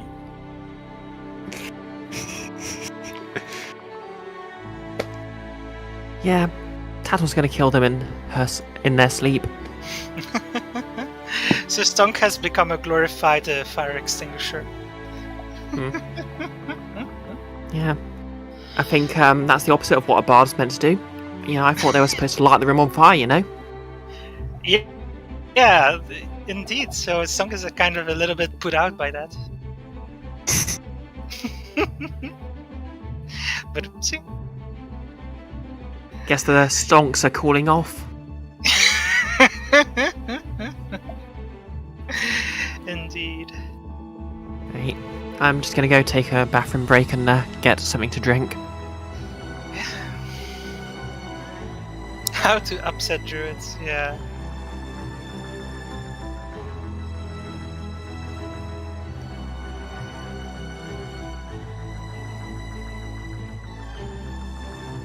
It was indeed a creative situation that we got put in or put ourselves in. I'm not even sure how that happened, but that was fun to deal with. Stunk is glad that the spiders weren't as much of a problem as originally feared, so yeah. Let's hope that continues.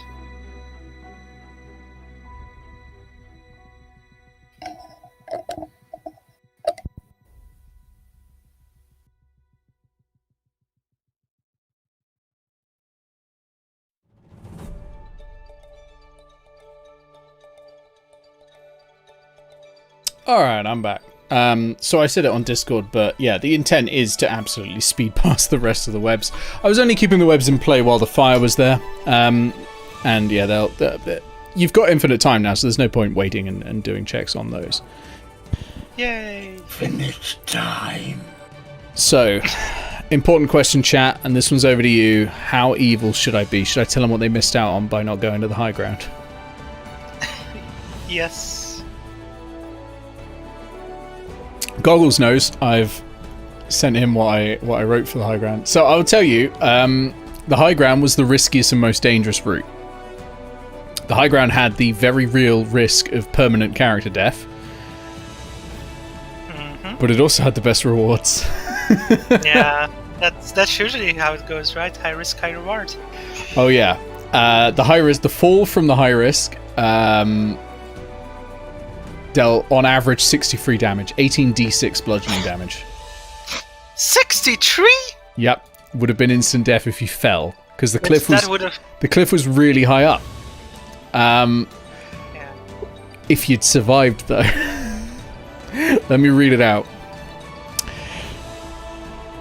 5 fertilized bloodhawk eggs remain in a nest at the tip of the creaking branch if it hasn't yet broken. If a creature can reach them, they may take them and either eat them or, by keeping them warm and safe, attempt to hatch them. They'll hatch after 11 days, provided they're kept between 90 and 110 degrees Fahrenheit and dry. If an egg drops below 90 Fahrenheit for longer than 5 days, the chick is no longer viable. Any temperature above 120 degrees Fahrenheit or extreme cold below 70 kills the chick. Once hatched, though, a newborn bloodhawk imprints on the closest creature. Newborns cannot walk or fly and must be fed a diet of small mammals, birds and fish. The newborn bloodhawk consumes about 1/4 pound of food per day. But after 30 days, it fledges and adopts the statistics of the bloodhawk in the monster manual, but is friendly to whoever hatched it. It was pets. That is valuable. Burp pets. Valuable. Yeah. You could sell them, I guess. You would have to fight a lot of I mean, bloodhawks. valuable as in it's good company. Like, there is value in company. Oh, yeah. That yeah. is indeed set to miss out on. Yeah. But I was joking, I think, 2 weeks ago about me writing a module and then going, oh yeah, and now to write the animal, like animal hatching rules. I actually had written animal hatching rules. I checked the actual science around raising eagles for this, like how long eagle eggs can be left and what temperature they need to be kept at for this one. Yeah, Goggles said was hatch them and call them grabbers. I had a moment in which, like, I recognized and remembered that it said Fahrenheit, and then immediately started thinking of Celsius. And I was like, oh, there must be phoenixes. Yeah, no, the reason it's in Fahrenheit is... I don't understand Fahrenheit either, but the reason it's in Fahrenheit is because there are some rules in the DMG that are in Fahrenheit, like what counts as extreme cold and what counts as extreme heat and that sort of thing. So I was just keeping it, like, consistent with that. But yeah, Would have been pretty hard to hatch them, though. So not that bad actually. Like 90 Fahrenheit is like 23 degrees C, and 110 is like 40 degrees C. You keep them in that range. okay. And then if it drops below 90, you've got 5 days to get it back up. I don't know what the weather is where we are now. It is cold. It is about probably about 8 to 9 degrees C at most. Yeah, so that's quite below. Yeah, but like you could put them on your body. Not literally on your body, as in on your person, you know, like in pockets and stuff, and keep them warm that way. I did check beforehand, and I would not count it as working for Prestidigitate, as they're not food unless you're intending to eat them, in my opinion. It's a weird rules interaction, though, because they are technically eggs and therefore food. But you can put them in the water and then heat the water. Oh, yeah, that's true. Yeah. Yeah, that's clever. But yeah, that's what you missed out on. But on the other hand, you got a easier combat counter, no risk of player character death. Well, I say that, it was about as hard as the Goblin encounter, but...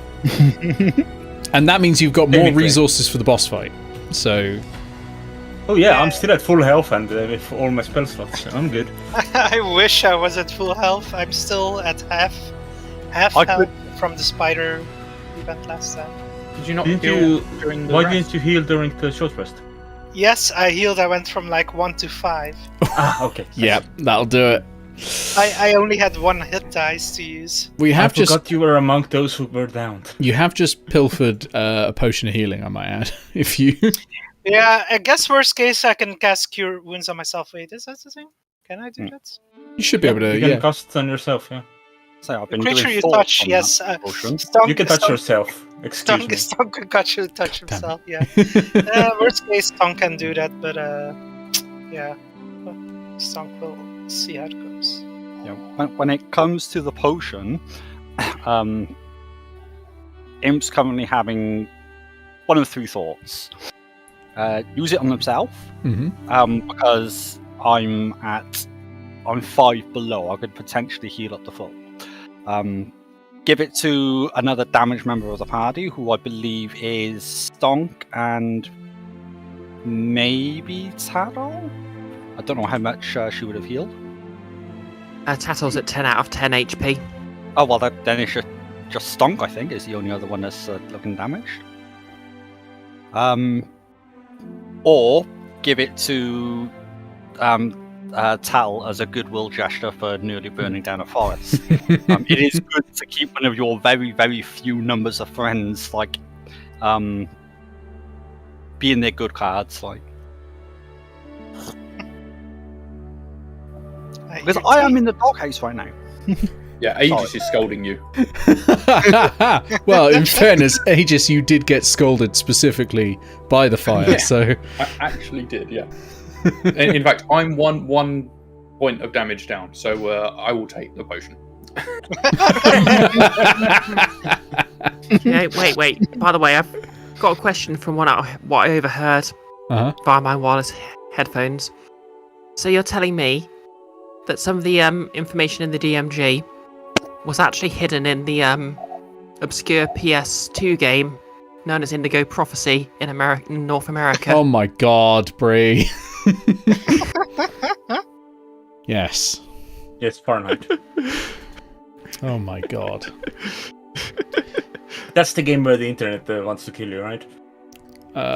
Isn't that Deus Ex? It's the game where you get possessed and forced to murder someone and have to cover it up.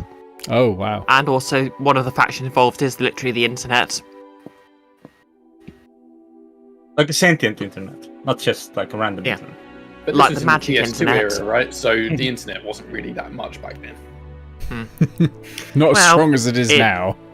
It was like one guy. There was, sort of like online gaming was sort of an option for the PS2, although I don't think it was in Europe yet. And you had to go get. Basically, you could have a PS2, an Xbox, and a GameCube Online. I think the Xbox had sort of wait, no, the Xbox had Xbox Live, sort of out of the box. The GameCube, you had to get a special adapter, which was actually kind of hard to get a hold of. Okay, we're And back the to only game you could really play was 9:28. It is time to continue if everyone's ready. Yep. Happy This days. PlayStation 2 lore was getting too much. No, I just looked at the time while I was rapidly generating treasure. Okay. Treasure. Yeah. Treasure generator, that's what you're called now. Right. I assume there's a little bit of searching going on. What are we getting up to? You don't have to worry about webs at any point now. You've got infinite time to get through webs. There's no issue. Webs. Do you want us to roll initiative for this? Imp is worried about the other tiefling and is going to book it double time towards that corpse. As one does. Okay. Yep. So you go over there. You can start searching that one. What's everyone else getting up to? Because I'm gonna get everyone's actions at once, and we'll just narrate what the outcome is. I'm gonna go first with Stonk. Actually, what's Stonk up to first?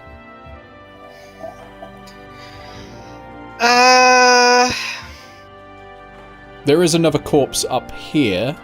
So one corpse here, and of course the original one there. Yeah, I guess Stonks is gonna go inspect. Okay, you're up checking that corpse out up there. You can go all the way up there. You don't have to worry about positioning. And what about Sal? Well, since I'm here, I'm gonna see what else was on this corpse. Okay, Aegis. Aside from the bulge. Oh, did you say Aegis? Yep. Aegis. Aegis isn't interested in loot. He's just would have been spending the time making sure the path was all clear, just windmilling around with an axe and a maul. Okay, you're just clearing the whole area out, yep. Okay, and Taddle. Okay, I think since everyone is pretty much already searching out the corpses, I'm going to walk into this clearing, and I'm going to cast Detect Magic as a ritual. Okay. And just take a look around, see if I notice anything. Okay. Cool. I like that. Okay, so let's narrate what everyone finds.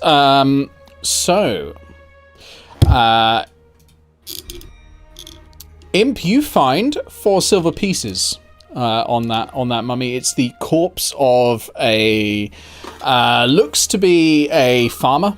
But how they got 4 silver pieces, you don't know. That's way more than that's like a month. That's 4 months' wages for a farmer.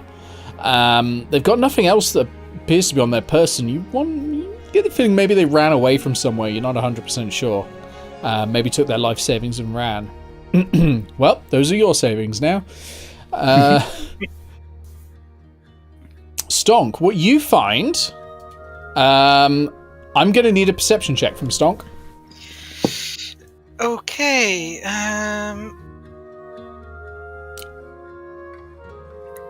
what's the plus for perception again? Oh, here it is.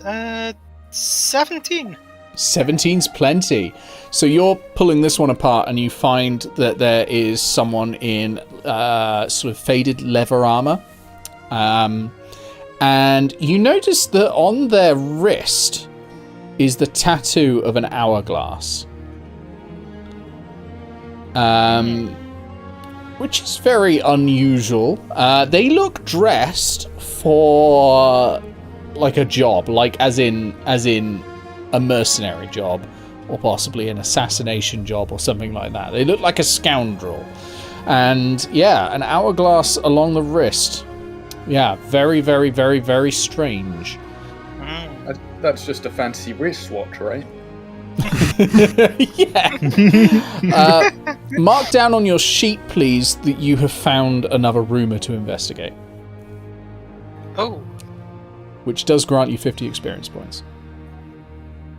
As we will use the new experience point system after this, because people are already partially benefiting. Okay, then over to Imp. No, Imp, we've done silver pieces. Over to Sal. Sal, can I get a perception check, please, as you're looking at sort of the rest of it? Not an investigation. It's fine. Oh, you can do That's investigation. fine. No, investigation's fine actually. You're sort of digging through. That's more accurate actually. Yeah, give me I'll have to investigation. check whether or not I'm arguing for something good. I am actually arguing for something good. That one I'm proficient in. Well, actually, I'm proficient in both, but ooh, that could have been better. 14. 14. So what you see on there is another one of these tattoos, and it is again, it is an hourglass. But with a 14 on investigation and with your background, you gain a little bit of extra information. You're pretty sure you've got a case note somewhere that mentioned tattoos like this, but you can't quite remember what it was.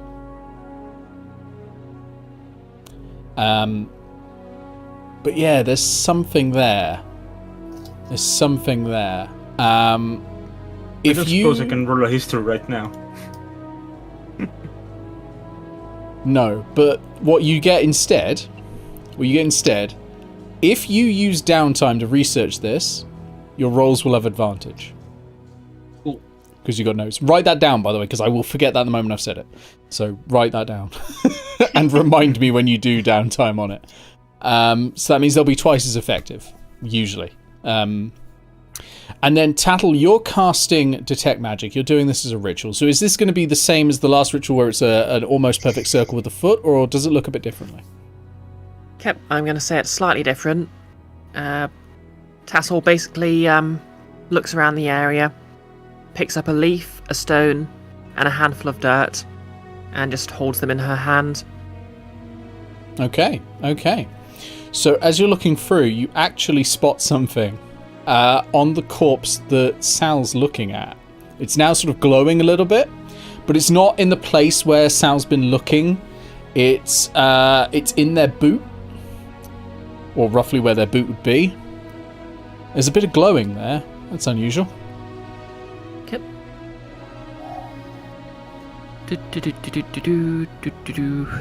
Boots off. Oh, wait, sorry. Boots off. And what you find, and this is going to cause a fight, because I've just rolled this and I can't believe I've just rolled this. You find a spell scroll for the spell Infernal Calling. This is a 5th level conjuration spell.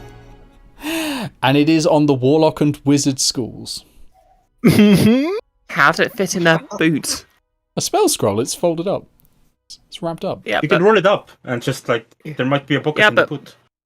Okay, yeah, maybe there's a pocket in the boot. It just, yeah. There's no rules about how big spell scrolls are. It could be like a post-it. Okay. Just one sigil on it. Larger than what I'm making. Magical post-its. Yeah, okay. magical post-its. Fine. I don't know. But yeah, so I presume there's going to be a bit of a discussion about who gets that one. That one. May I hold on to that for later? Tassel said. Tassel casts Thaumaturgy and says, "So, impertinent. Do you know what this is?" And because she's casting Thaumaturgy, it's basically she sounds exactly the same, but it's somehow just extremely loud. Booming. Yeah. Mm-hmm. Yeah. So I would then immediately make my way down to them to see what they're talking about. Okay. And I would recognise it because I'm a warlock. Like, oh. Yeah, you can immediately read it. So what it will do is summon a devil from the 9 hells. Mm-hmm. It has to be of a challenge rating of 6 or lower, so you can have a barbed devil or a bearded devil or something like that. It will be unfriendly towards you and your companions. So bear that in mind. It will act according to its nature, and the DM controls it. So it's a double-edged sword. This is something I can absolutely make use of. I immediately have plans. Just to check. What does it do? This will allow us to summon a devil from the 9 hells. So I will say, bad and evil. One thing to bear in mind: warlocks can cast this once without a spell scroll. If you give it to the wizard, they can cast it any time. Imp cares not. If I copy it, the scroll is still destroyed, right? Yeah, the scroll is destroyed by yeah. copying it. Yeah. It is also Yeah, worth noting. Tassel. I do believe that the wizard can't copy it yet because of the level restriction. That is true, but you can keep hold of it. Yes. Tassel sort of hears what Imp says and starts thinking about tearing it in two. Which you can do. Wait. Consider this. I have a potion of healing. You can have it. That's 50 gold. I won't start any fires, I promise. Plus one I already owe you. I wasn't going to give you that, but I give it to you for the scroll. The potion, the gold, for the scroll. Yes. Okay. So, yeah. Tassel hands that over as in person and puts it in her hands. And as they swap over, she just makes eye contact and says, "We're not quite even yet, though."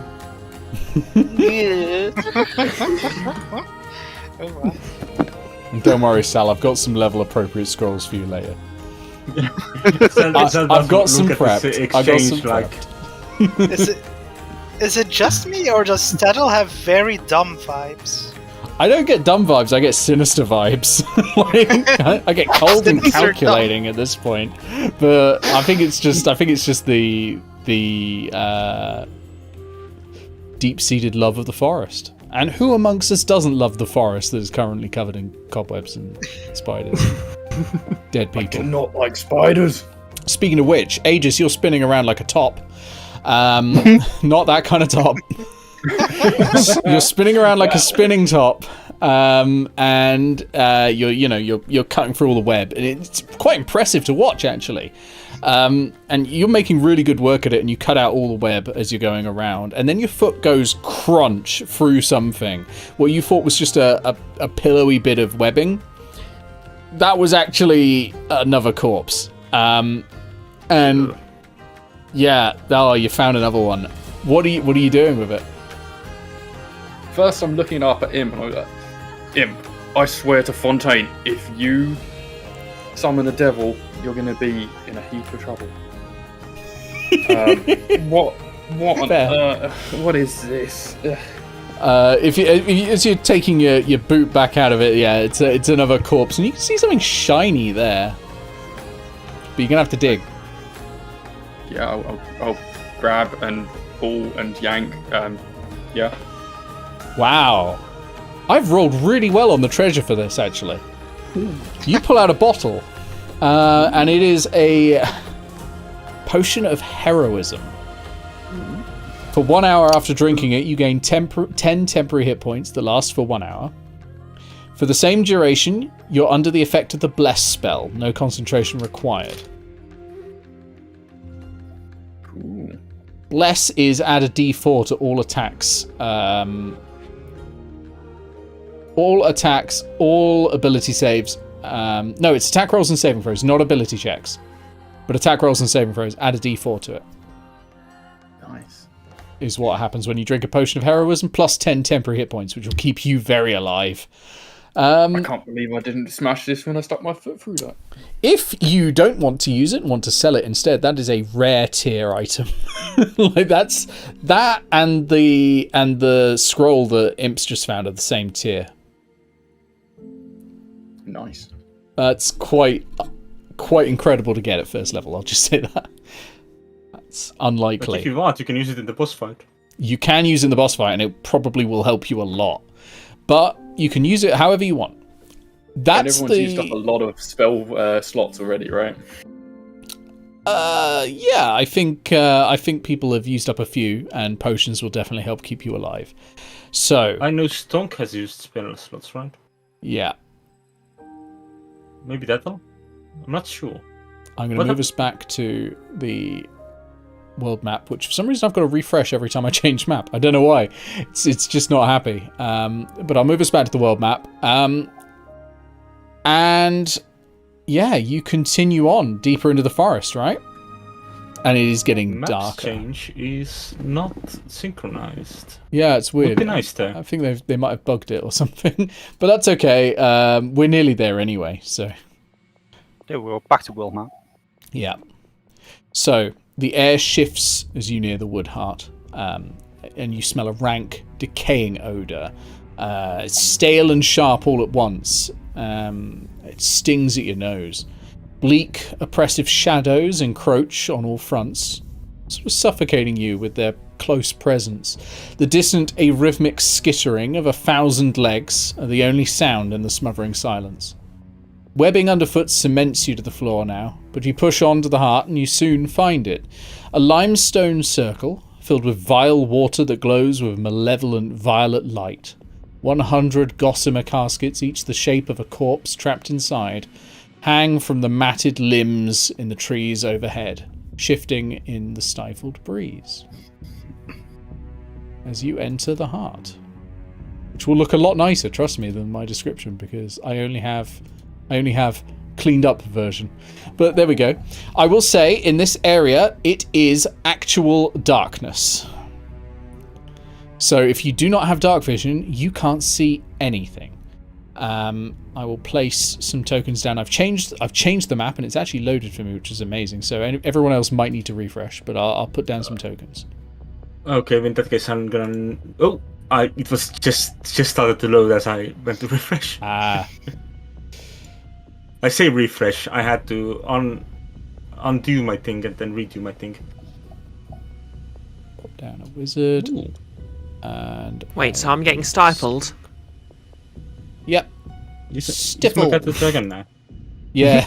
Your cat's a dragon now. Where is the bard token? There's the bard token. So that's where you are. You can see the pool ahead. So again, this is darkness. You can see the pool because it's glowing, but you can't see anything else. If you have dark vision, you can see a little bit more. You can't see the colour of the pool, actually. You don't know it's purple. Everyone else does. Actually, you can see it because it's light. But you can't see much around you because your perception score is going to be at -5 because that's how dark vision works when you're in darkness.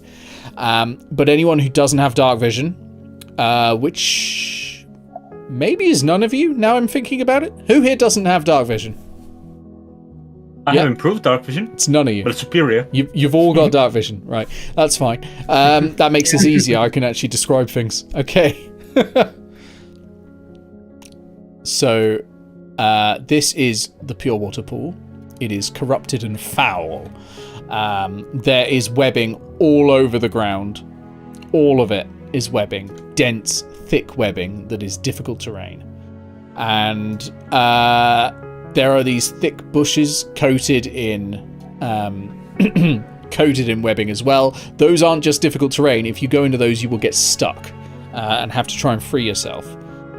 And above you, hanging from the trees, so they're about 30 feet, 40 feet above you, are these dangling corpses hung, and there's 100 of them above you. And they're just shifting lifelessly in the breeze. Well,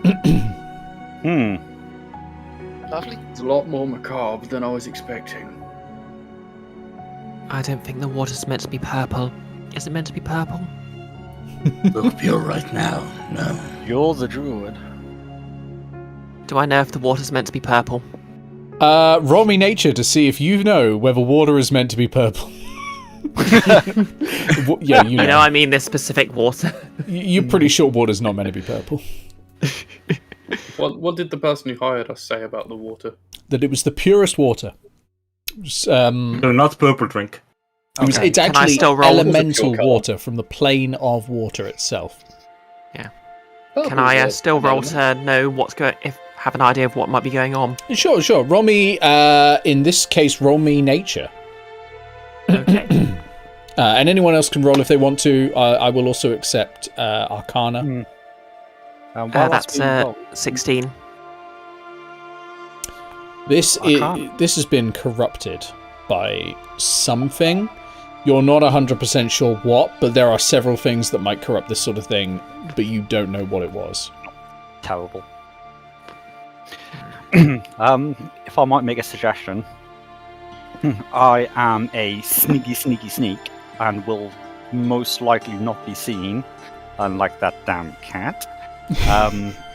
Might I suggest I creep forward and see what is causing this problem. We don't get paid if we don't fix the problem at this point. Yeah, makes sense. I'll cover Set you. it on fire.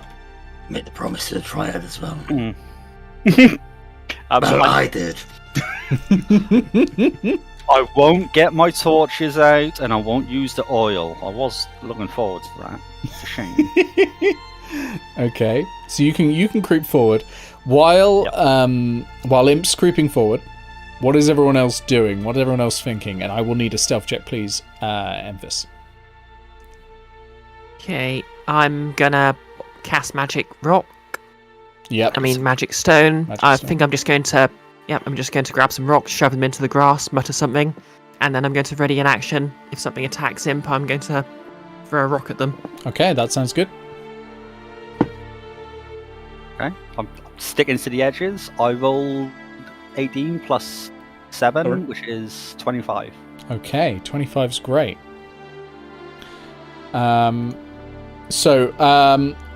While Imp's moving up, what's everyone else doing? Let's go with Sal first, then Stonk, then we'll get Aegis because we've already got Tattle's thing.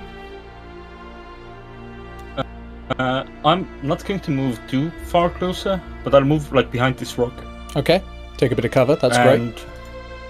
And I'll look at the pond and try and make an Arcana check to see if I can figure anything out. Yeah, absolutely, absolutely.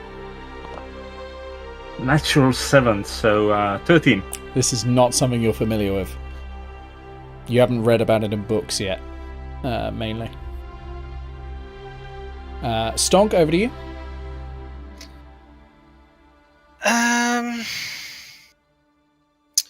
Would this bush provide any cover? It will likely trap you in it. It's so dense with cobwebs that you'll get stuck to it, but you can hide behind it, and that would absolutely provide you with some cover. But you want to be careful not to go into it. Yes, behind it sounds good. Yep, you can do that. Absolutely. Is that here or? Yep, that's fine. That counts. Yeah.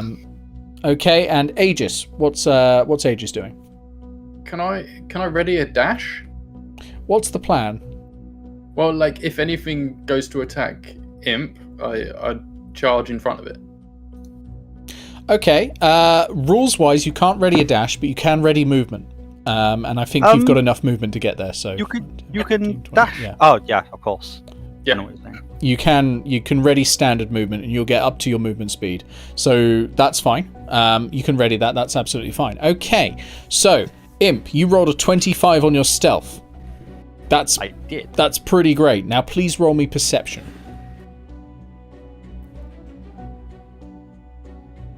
That's a straight 19. Amazing. Straight 19. Let me see what they rolled. Oh, atrociously. Atrociously. However, they do know you're here.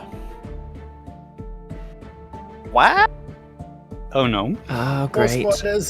Spiders have web sense. You're touching webs. You're all like knee deep in webs at the moment. So yes, spider swarms are here. We are going to roll initiative now, as these are these skittering legs that you've been hearing all around you, and they have been tracking you basically as you approach the heart of the woodland, and are now going to stop you from taking away their corrupted wood heart. So yeah, roll me some initiative. 19. On initiative. Oh, nice. Also 19. 22. Okay, so Sal, yours was a 19. Imp, yours was a 19. Is that right? Yep. Imps is a +5, so it goes before me. Yep. Okay, I'll make sure that works like that. Yep, okay. Sorry, what was yours, Aegis? 22. 22, very nice. And then we've got Stonk and Airy. 12. 12, okay. 13. And 13. Okay. Well, first up it is Aegis. Aegis, you see these spiders. Well, actually, first up is readied actions, right? Readied actions. Yeah. Tattle, you strike. Aegis, you run up. And I think that was all the readied ones. Yeah, that's all the readied ones. Yep. Does the 16 hit? Who are you aiming at? Spider Swarm 1 or 2? Spider Swarm 1 because that's probably the nearest to imp. Okay, that does hit. They've got, in where they currently are, they've got 3/4 cover, but that just hits. Okay.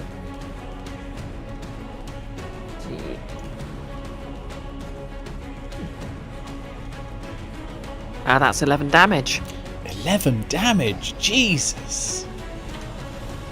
That is a bloodied swarm of Can't help you, spiders. right? Oh, hang on a sec, they're a swarm. That is not a bloody swarm of spiders. Oh yeah. And as the stone hits, well, travels through the swarm, sort of like blades of grass just fly out and start whipping individual spiders. Oh, that's very cool. I like that. Just do. Yeah, really nice. Yeah, so that does some damage to it, but it doesn't feel like it's doing as much as you were expecting it to. It's a magic weapon. If that, it's a magical attack. If that makes a difference. I'm afraid it doesn't in this one. Swarms are resistant to bludgeoning, piercing, and slashing of any kind. Okay. That's all swarms. It's not just spiders. It's just how it's because there are so many of them. They're just sort of moving around it, basically. Okay. Any movement or anything? I thought this was just readied actions. Oh, it was, wasn't it? Yes. Sorry. Top of the round then. It's Aegis. Didn't Stonk have a ready? No, Stonk was taking cover. Oh, okay. That's right? Correct me if I'm wrong on that one, Summer. Yeah. Okay, good. I could have said I would ready Bardic Inspiration, but I didn't. You can do that as a bonus action on your turn, so you'll still get your main action. That's what I was thinking. Yeah, so that's fine. Top of the round then to Aegis. All the Bardic Inspiration previously given out would have worn off by now, right? Yes, it only lasts for, I think, a minute, so it's only per combat. Let me check that. I think like you Bardic can cast it. Inspiration. You can use it for up to 10 minutes or something. I will say you've yeah. certainly been walking longer than... Yeah. Yeah, 10 minutes. Oh, yeah. Yeah. You've definitely been walking longer than 10 minutes, though. Mm-hmm. So, I guess Aegis will step forward towards the swarm. Okay. And now he's going to keep his shield up because he is afraid of the spiders getting to Imp and whatnot. So keep shield up. He'll go for a hand axe on the swarm. All right. A good old whacking. Yeah. That is... Oh, it's a 9 to hit. Ooh, a 9 won't hit, I'm afraid. Okay. So you should just stand guard. Okay, over to Imp. Okay.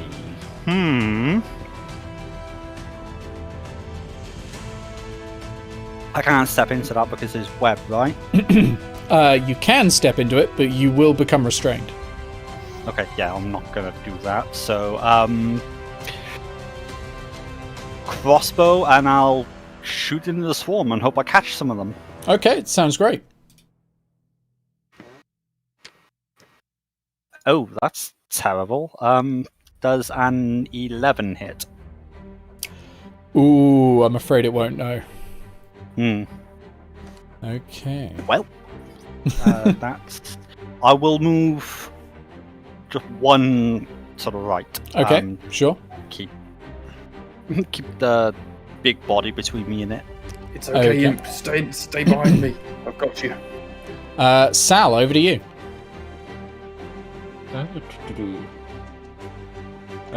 Fireball is stayed behind with Tattle. Just jumping over to her shoulder. And Sal is moving up to the rest of the party here, and it's going to throw a firebolt at Swarm 1. Okay, a good old fireball. Lovely. That is going to be a 19 to hit. Ooh, 19 does hit. Yes, 19 does hit. That landed on a handkerchief, so 7 points of fireball damage to you. Very nice. Now that does seem to be as effective as normal. So yeah, they are now bloodied. So basically, there's about a half as many spiders as there were before in this case. And fireball is going to move a bit closer. Fine. And Fireball is going to use her action to give that a help. Okay, so you're helping Tattle. All right, that sounds good. Okay, it is the second of the spider swarms. Come skittering out towards Tattle. And they are going to bite. So all of them, actually, sorry, they have to crawl into your space. So they come on in, and they're like biting all at you, crawling up on your arms.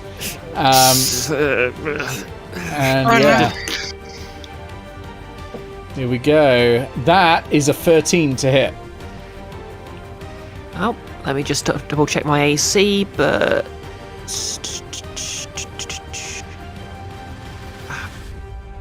Hang on a second, where's my AC on this? Nope, my AC is 14. Okay, you're good. But as good as you can be for someone who's covered in spiders. It's so much worse than the giant ones. Yep. Over to you, actually, Eri. Okay, so do I need to disengage to get out of the spider They swarm? will be able to attack you if you leave their reach, which is 0 feet. Okay.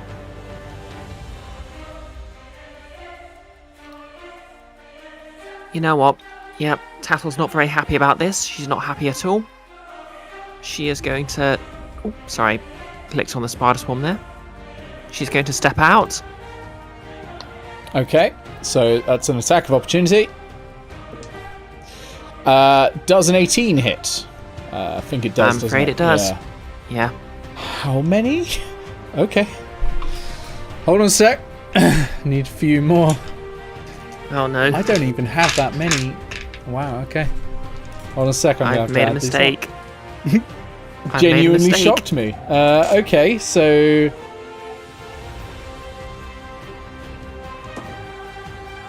$11 points of piercing damage. Oh, I'm down. That shocked me. I was not expecting to see 4d4 there. Yeah, holy shit. Wow. Okay, so Tattle, you are down. That's rough. That is rough, and these Fireball is now just gliding are. above the, jumped off the shoulder and it's just floating. I think that technically means you're there as well, because you haven't actually managed to leave the reach. Oh, that means Fireball's here. Yeah, that's not good. Okay, over to Stonk. Stonk, we've got to druid down. What's the plan?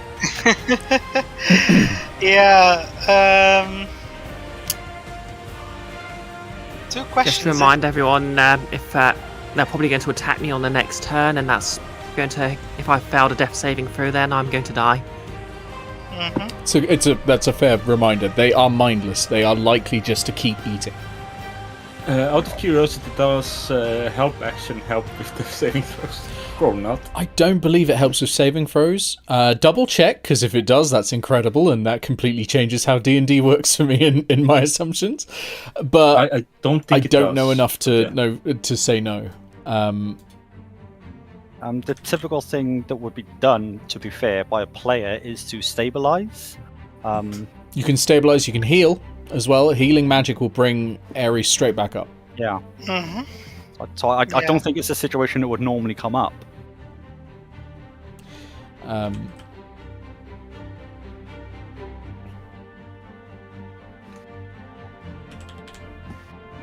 If you have a medicine kit, the stabilize doesn't even need a check, if I recall. Yep. If you're proficient, it doesn't need a check. I don't think you need to be proficient with it. No? I think that's just why you spend so much on medicine kits, because they're consumables as well.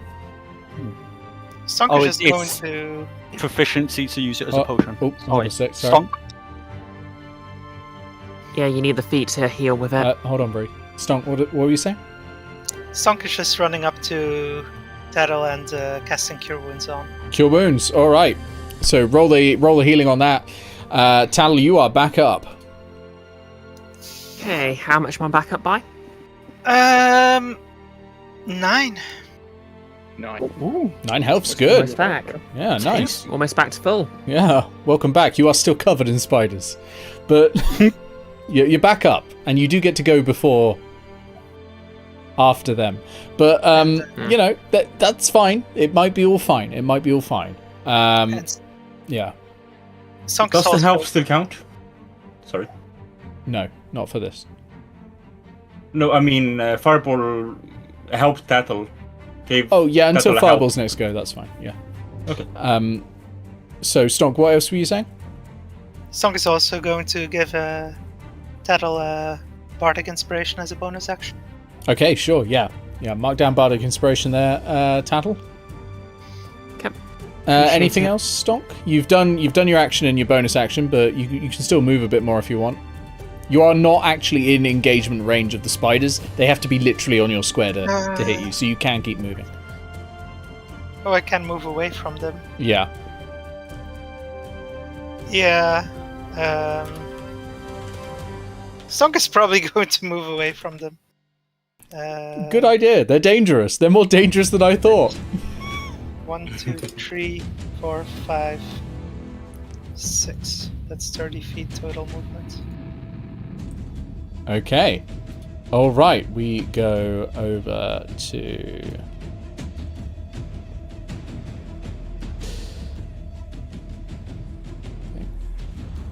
Swarm 1. I'm just deciding what would Swarm 1 attack. It's gotta be Aegis. Aegis is right there. I was just thinking, would it break away and try and go around and get to the bard or something like that? But they're not smart. They're spider swarms, right? Straight to Aegis. Go all over everybody. Straight in, yeah, and it's gonna try and see if it can do that amount of damage to you as well. That is an 18 to hit. Oh, you're kidding me! I got 18 armor plus. Nice. Do you have your shield out? Yeah, that's with my shield. So that just hits. That's unfortunate. Okay. Oh, hold on. This one is bloodied. So it deals half the amount of damage. Swarms do that. So you take 5 points of piercing damage. Okay. Because there's fewer spiders biting you, literally. So that's why it deals half damage. But they're all on there. They're crawling through your armor and they're going. Stop it! Ah.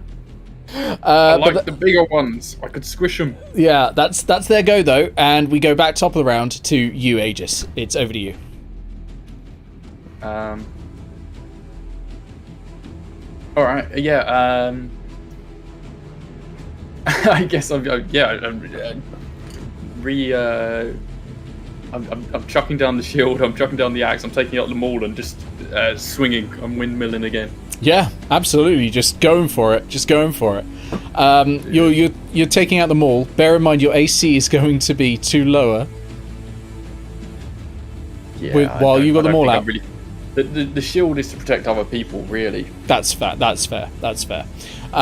yeah, get the maul out. Both hands, just whacking at all the spiders. Somehow not hitting yourself. You're just an expert with I the don't maul. understand how this works. Somehow this works. You're just spinning around so fast they're flying off you. Alright, that's a 21 to hit. Oh, that hits. Yeah, roll damage. And that is 10 damage. 10 damage. The spiders are all dead. You take care of them. Spiders! Yeah. You've done it. You've taken care of those spiders. They're gone. You don't have to worry about them. You've obviously got your movement and bonus action if you need it. But if not, we'll go to him. I want to move. Yeah, I'll move over to Tattle. Yeah, okay. You move straight over to Tattle. That's fine. Yeah. Okay, Imp, over to you. Alrighty then. Move immediately, quick as I can, to Airy. Okay. I mean,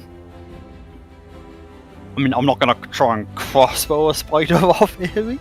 That would be an incredibly bad idea. Fire instead. I mean, rules is written, you can, and you won't attack Tattle at all, but... I mean, she's fire resistant. It's true. It's time. Burn the forest down. That takes 2 actions, unfortunately. So what Imp will do is 2 daggers out and just try swiping them. Oh, yeah. That's nice. I like that. So, yeah. Okay.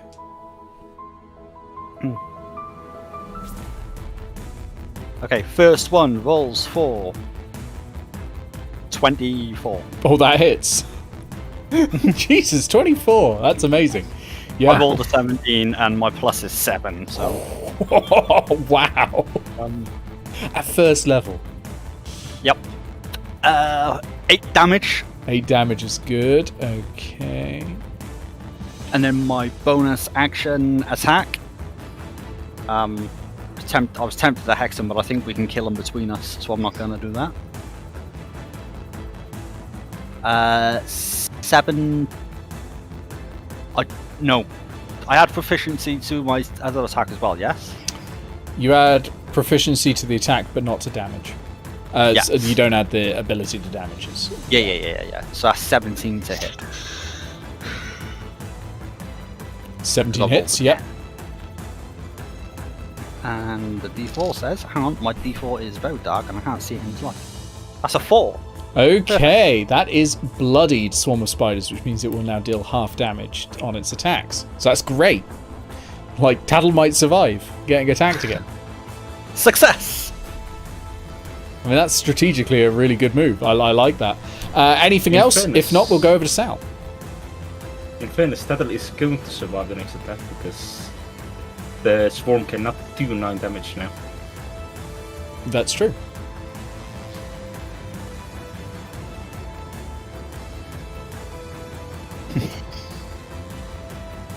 I'm assuming then we're going to Sal? Alright, we'll go to Sal. Alright, I will move down here as well, and firebolt near Tattle's feet, because that is where the swarm is. Yep, absolutely. It's just like, whoo! It is worth noting, Dance, Tattle is prone at the moment. Oh yeah, Tattle, you are currently on the ground as well. Having to lie down until you get back up. That's not a concern. I'm not hitting anything.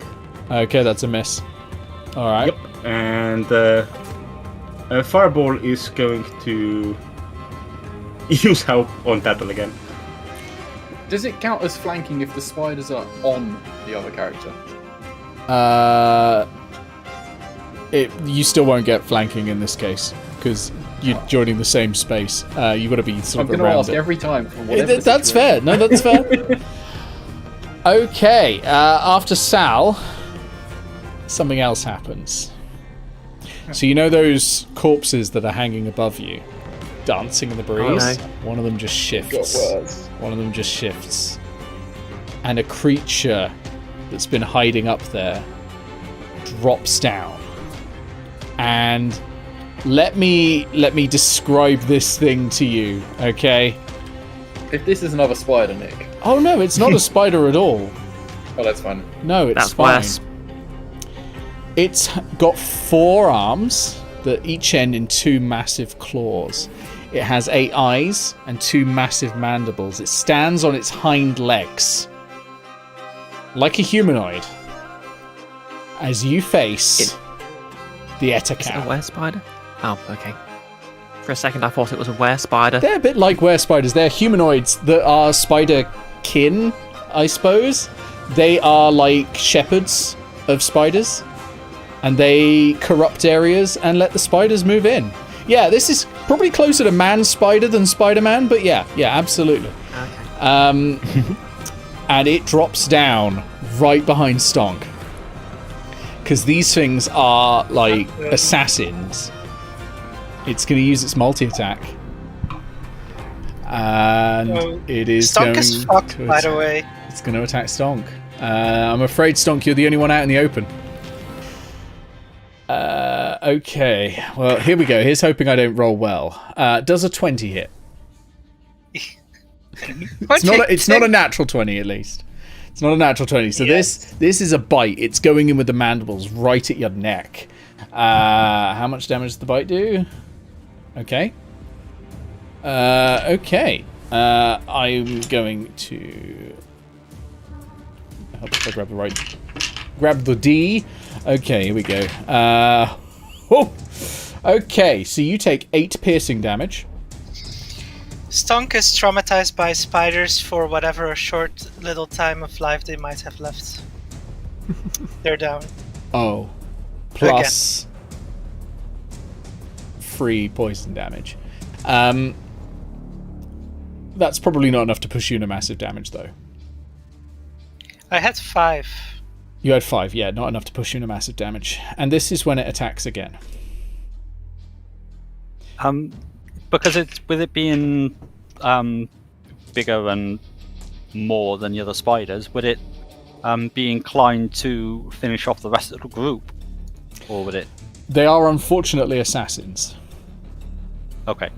They're literally stalkers that go up against like the lone party and pick them off. But it's got to hit. It's got to hit first. It does have advantage because you're unconscious, but it actually has to hit first. So we'll see. It does hit. So that's again another unnatural 20. Yes. Stonk, you have 2 death saving failures.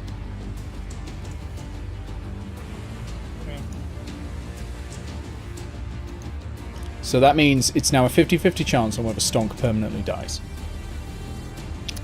Fun. on their turn. I believe in you. Yep. I have no control over this situation whatsoever. Tattle has the potion, right? Tattle has the... Yep. No, Imp has the potion. Oh, no. No, Imp Imp traded, Tattle has it. traded to Tattle. Yeah. Okay. With that done, it is now the swarm spiders that are on Tattle. They are going to attack, and they technically have advantage because you are prone.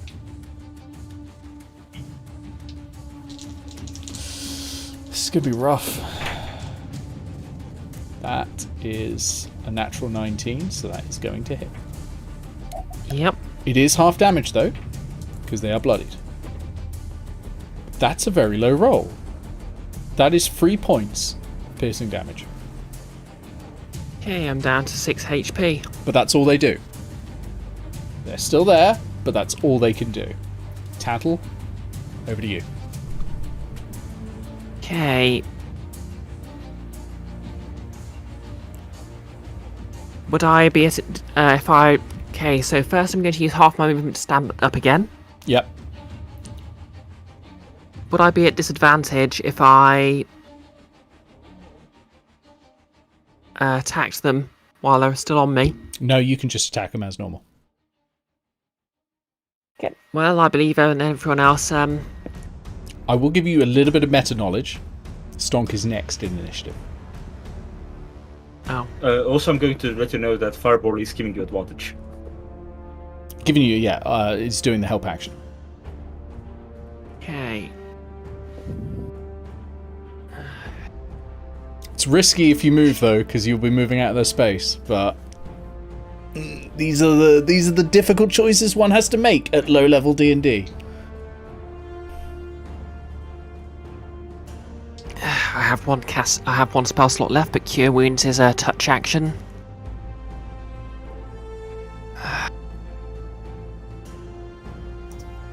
Can you give the potion? Is that an action or a bonus action? Yeah, but if I gave the potion to someone, it would still be Stonks' turn next turn, so... Yeah. You just throw it into her mouth. Into his mouth.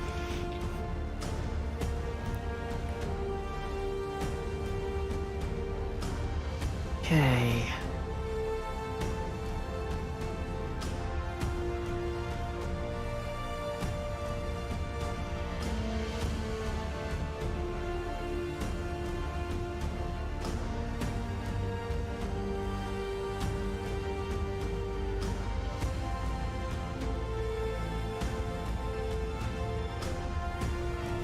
Tattle's going to take a deep breath.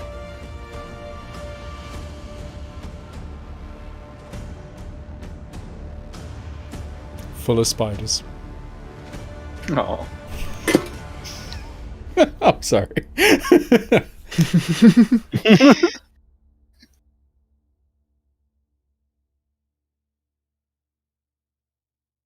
And she's going to just run, trying to brush the spiders off herself best she can, Okay. and try and run over to Stonks Attack of opportunity. and return the favour. But yep, Does an 11 hit. no. You're through. Because you're back on your feet wasn't an advantage, so yeah, it was just a standard roll. Rolled an 8.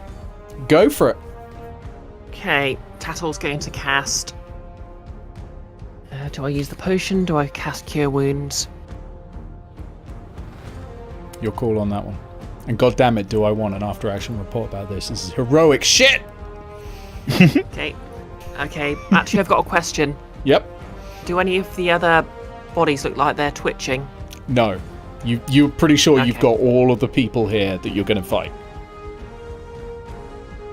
Okay, in that case, Tattle's going to pour the potion down Stonks' throat. Okay. 2d4 plus 2. Was it a potion of his standard healing, not greater? I can't remember. Yeah, I Yep. think it was a standard potion of healing. 2d4 Standard, plus yeah. 2 healing. Stonk, you back up. Oh my god! That's 7. 7 points of healing. You're back in the fight. Tattle whispers, "Now we're even." Nice. Fine Nice. by then- me! And then glances at him. And says, "We're not." Mark down inspiration as well. That was fantastic. Okay. I already have it, but thank you. You gotta use it. Stop getting killed and use your inspiration instead. Right, Stonk, over to you. You are currently prone. It will take half your movement to stand up, but you've got all your actions. You're back up. Yes, Stonk stands up. Okay, I'll rotate your thingy. There you go. What's the plan? If I move away, if Stung moves away, does the other cap get a... Yeah, it'll have an attack of opportunity on you.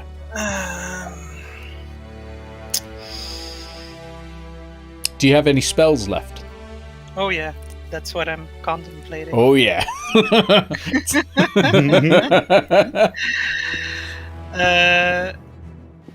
Yeah, I think this is time to try Charm Person. Charm person. It might. Is it a person? That's a really interesting question. It's a Now, I can humanoid, tell isn't it? you what the answer is. It is not a humanoid. I thought Nick said it's a humanoid. That's my bad. I did say it was humanoid. It is not. It is a monstrosity, technically speaking. So it Okay. would not work. I'll tell you this for free. You don't have to use the spell. It won't work. Well, I was only thinking about it because you said it was humanoid. Yeah, that's my bad. That's my bad. I used imprecise wording there. It's humanoid as in it's on its hind legs like a person, but it is not. It's not categorized as one, I suppose.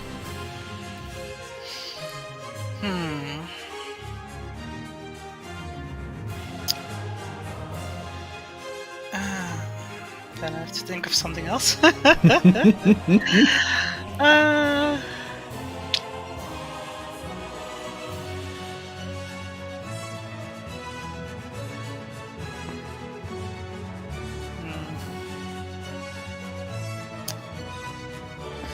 Difficult.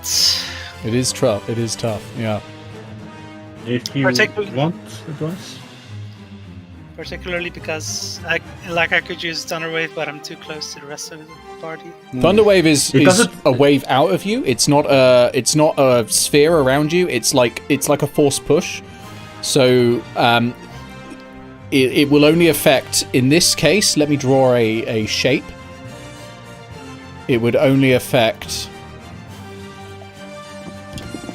That'll. that shape. Oh. Huh.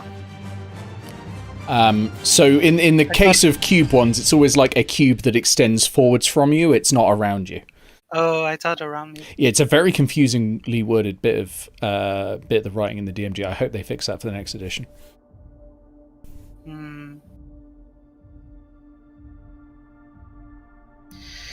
But it is if Thunderwave succeeds, it pushes Ettercap 10 feet away from me. That's then into the pool?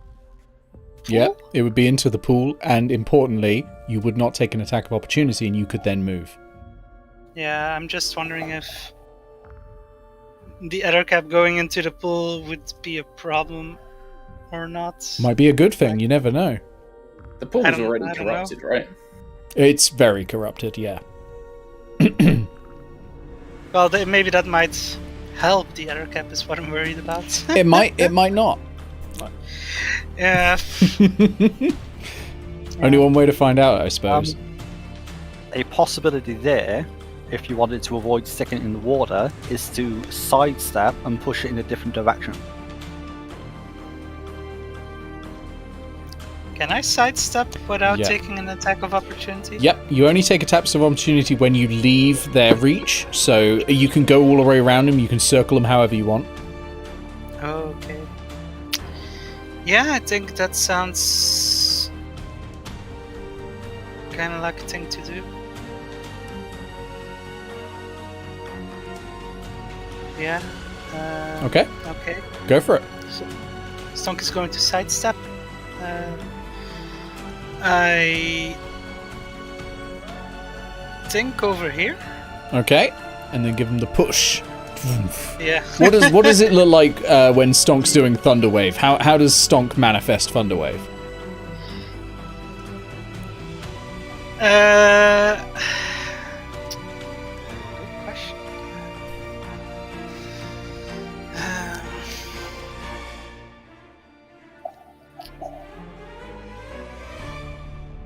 Oh, you don't have to if you've not got an idea. We can think on that later. It's no problem. It's just if there's anything on the top of your head that you've been thinking of. Well, I think Stunk just screams, "Get thunder stonked!" and just slams their huge bugbear arms together against each other. Oh, and then just a boom out of it Yeah. like a shockwave. Oh, I love it. Yeah. I love it. So, Thunderwave, what's the rules for that? I think it's a strength save. Yes, so I've got a Constitution saving throw. Yeah. So what is your spell save DC? Because that's what I've got to beat with the Ettercap. 15. 15. Okay, what's their Constitution? Not great. That is a 14. It fails. It fails. It is pushed 10 feet. And how much damage does it take? 2d8. Okay, roll that damage. 2d8. Oh shit. And this thunderous boom emanates out, and it's audible 300 feet. You hear in the distance like crows coming out of trees and stuff like that. Yeah, it only does 5 damage still. Does 5 damage. 5 is good still. Okay. Takes a bit of damage. All right. And you can now move. You can move 15 more feet. Oh, sorry, 10 more feet because you moved 5 feet to move around. Yeah. I think Stunk is gonna flee in this direction, kind of. Okay. Okay, Aegis, over to you. Aegis is in a flap because 2 of his party have just been downed in the space of 1 round, and he has not been able to protect anybody, despite his best efforts. So he's getting his shield and his axe back out, and he's going to charge the Ettercap. No! Oh yes! All right, you run straight at the Ettercap. I love it. Okay, so I assume this is shield and hand axe. Yep. All right, roll. Shield. We haven't had a natural 20 yet. I'm getting antsy. I don't want the Ettercap to be natural 20. Is the Ettercap cap on its back or anything? That is a Don't believe 16 it's to made hit. prone by Thunderwave. Okay. But let me just double check. 16. 16. 60. Hang on, sorry. That hits. Absolutely, roll damage. The Ettercap is not prone, by the way. No, it's up on That its is a face. 6 damage. 6 damage is nice. Okay. Whittling away its health. That's good. And importantly, the tank is in front of the Ettercap now. Because these things are like rogues, right? They are sneaky and they stab at the weakest person. So getting the strongest person up there is going to make it a lot harder for it to kill you all. Okay, over to Imp. Okay then. What I am going to do is bonus action. First off, let me just double check my range, but I believe it's 30 foot for Hexblade's Curse. Yeah. Yes, 30 feet, so that's easy. Nobody sees anything, but Imp suddenly has a much... They're almost getting like double, triple vision, where they're seeing the probabilities of what the Ettercap's going to do, and they just know for sure where to strike. Nice. And they are going to stand up. As I walk past Aegis, I'm also going to say, don't follow me, just kill it. in that really sort of wearisome kind of way, like, I know what you like. Okay.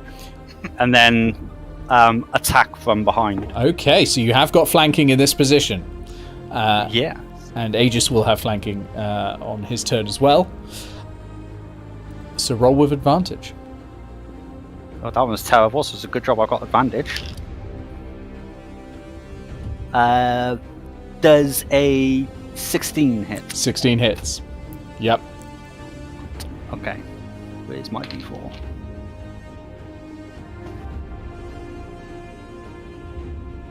Which is a... Hold up. Because I think I have my proficiency with the thing? Yes, so... 7 plus 7 is 14. Okay, that's good damage. Wow. Okay, hang on, I've got to do some maths. Yeah, I rolled a 2 plus Jesus, 5 of dex. that is a bloodied Ettercap. Very nice. No, I like. Proficiency is just plus 2. So it's actually 9. My bad. Oh, okay, hang on. I've got to add another 5 to it. Twice. It is not a bloodied Ettercap. Okay, very nice. We go to Sal.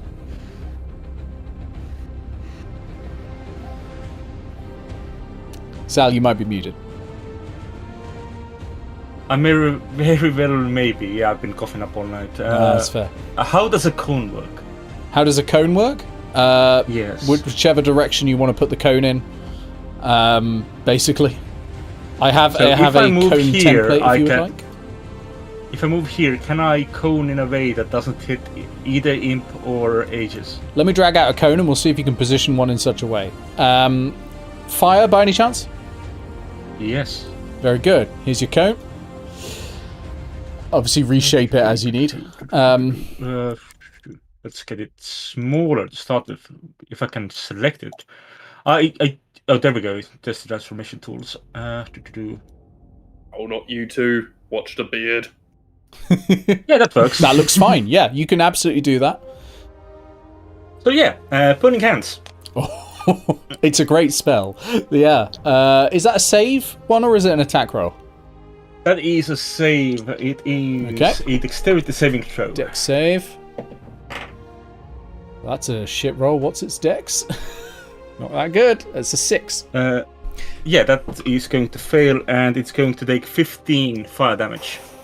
Spicy. Okay. So all that fire goes straight over the Ettercap, and it's wincing because it's a man spider. It is not happy about this at all, and it's sort of screeching loudly. I'm gonna keep that over there. Yeah, that's fair. Yeah, that's taken a huge amount of damage. It is not looking very good right now. Fantastic play, but it is its go next. What's Fireball doing? at the No, moment? it isn't. It's Fireball Stone, yeah. Fireball is going to move up to Aegis and is going to give Aegis a help. Okay, Aegis has the help action. Excellent. Ettercap time. The Ettercap is a rogue. It is a target prioritizer. Is it going to go for Aegis? Or is it going to go for the person who's just done Burning Hands? I know what the answer is. I can see it's in school. It's high enough to do target prioritization. It's not high enough to understand a monster, but it's high enough to understand how much damage it's received. It's almost average commoner. Yeah.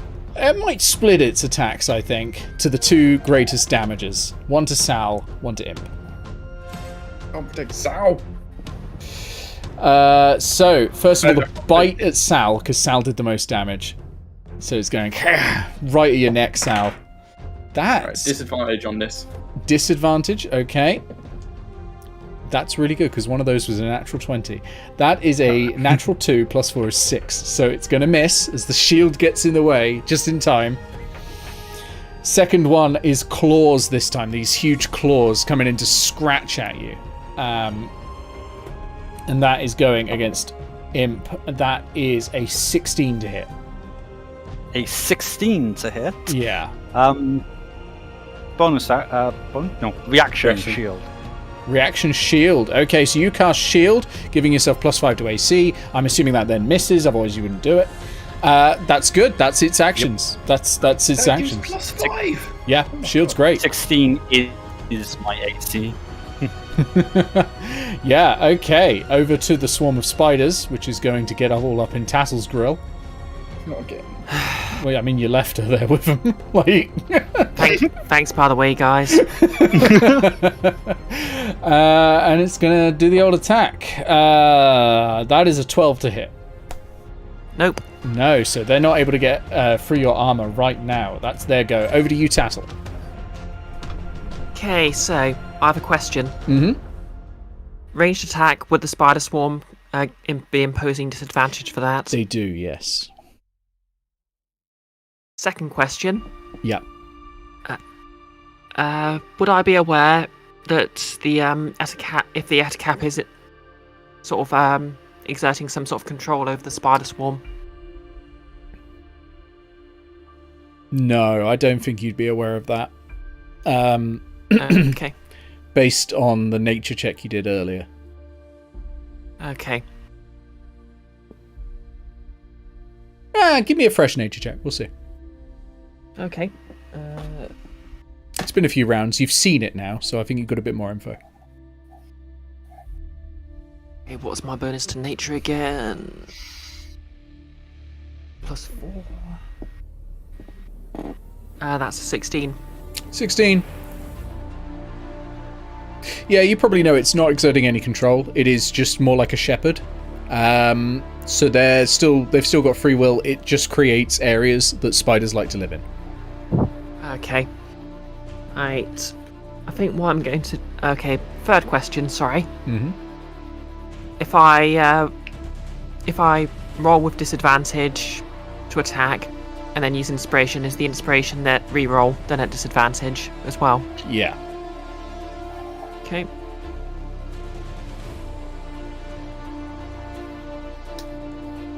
You could instead use inspiration to give yourself advantage if that works better for you. But... Yeah.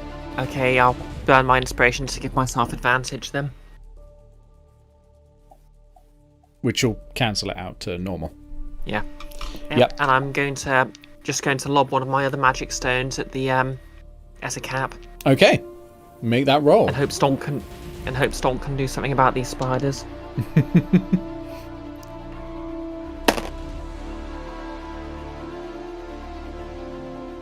That's an 18 to hit. 18 hits, roll damage.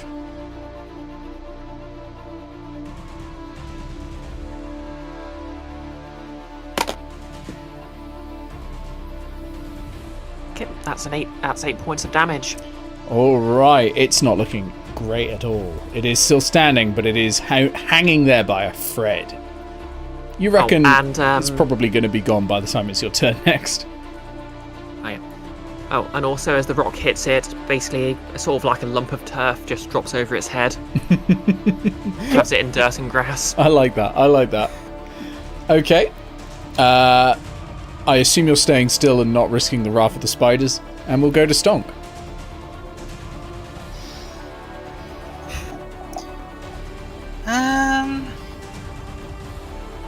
Okay.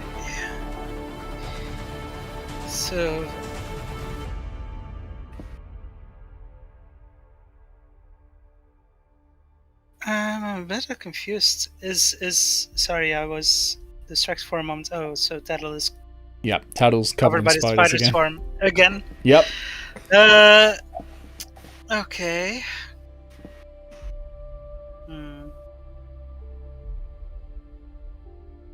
And how is Tattle doing for health this time? I'm at 6 out of 10, I believe. Yeah, don't have any spell slots left.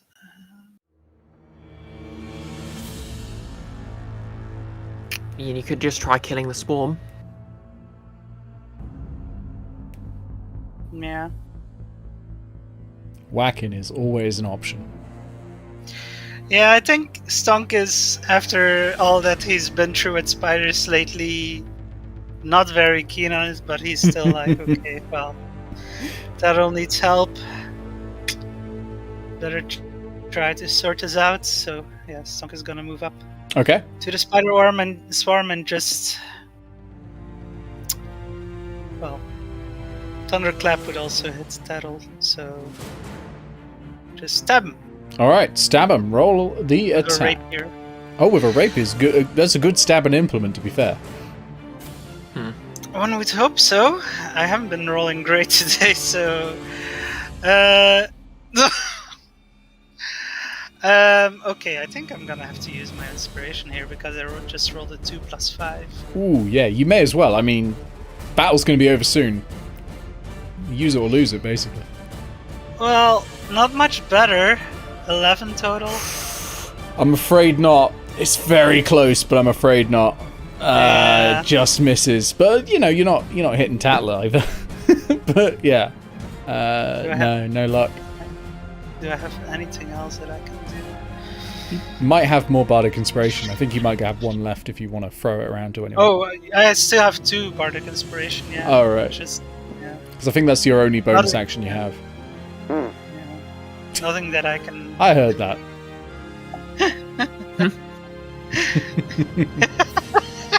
I heard it as well. It was the chair.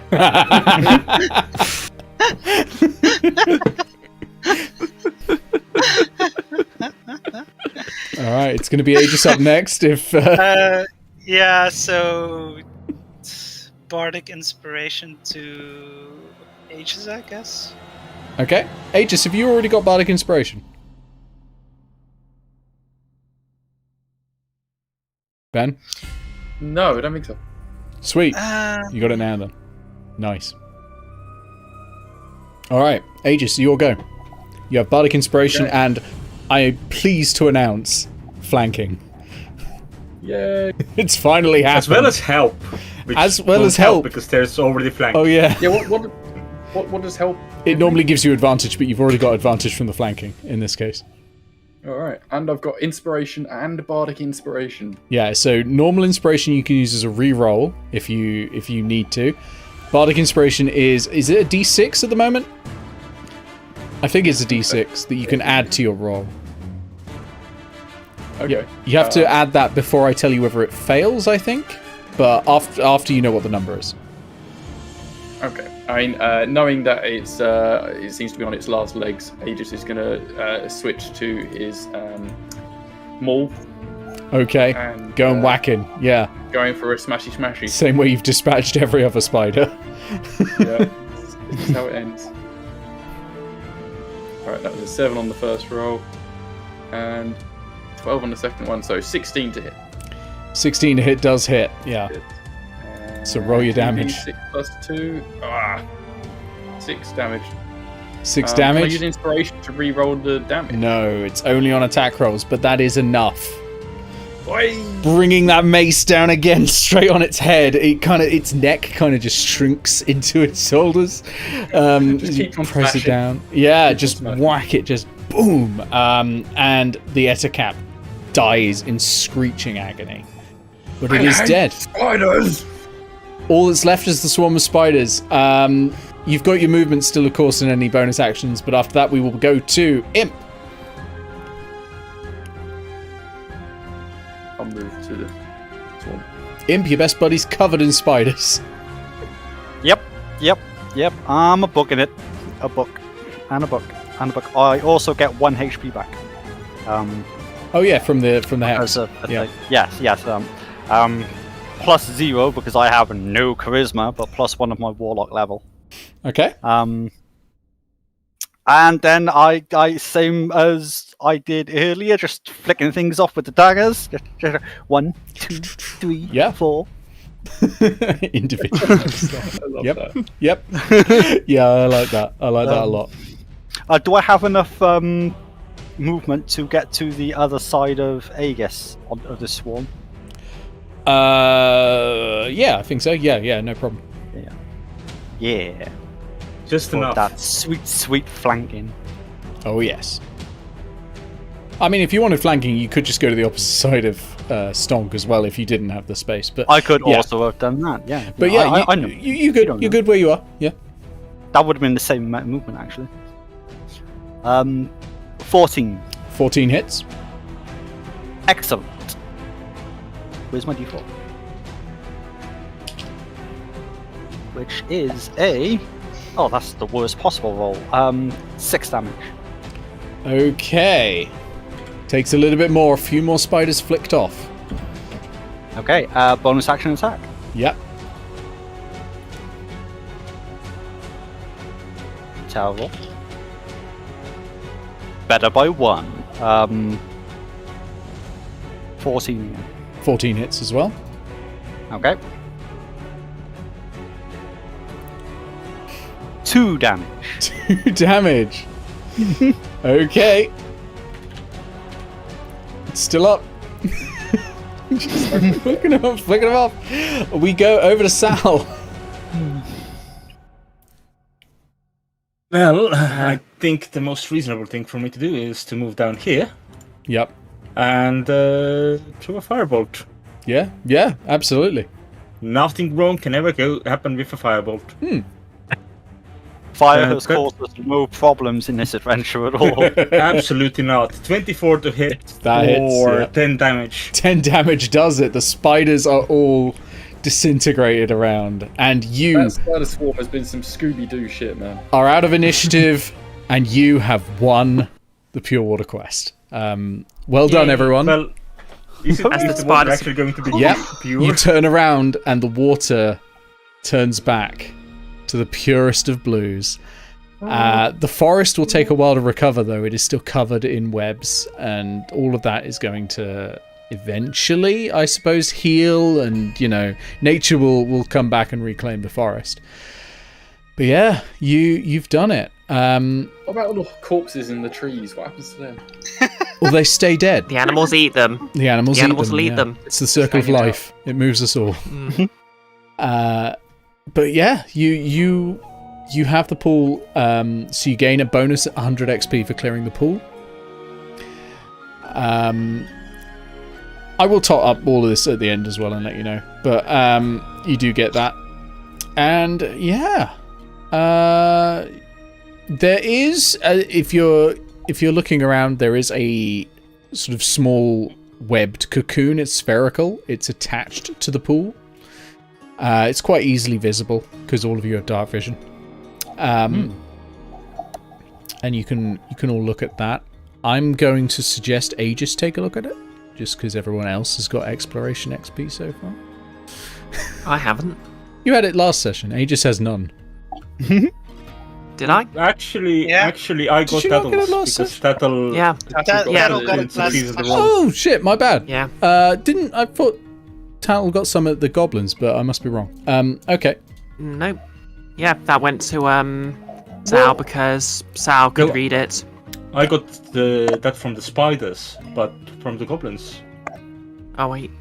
I thought Did you Tattle get got something from the XP. goblins? Someone got something from the goblins for Mad King Rocco's lair. That was That me. was Tattle. Oh, Zimp. Oh, okay. Well, all right then. Fair enough. Tattle, you can have a look, or Aegis. In fact, you can both have a look if you want. There are several things here. Okay. Before we do that, as the combat ends, I'm going to the Aegis. So, I think we might need a large order of rapiers. Just need to get loads of them. Do you have any in stock? As the by the way, as the swarm was burnt off Tassel, she quietly mutters, "Should have burnt this place to the ground." Well, I mean, that was. That's what I've yeah. been saying. Yeah. Okay. Yeah, So Imp doesn't hear that. there's this small desiccated husk. It's about a sphere. It's spherical in size. It's a little ball of webbing.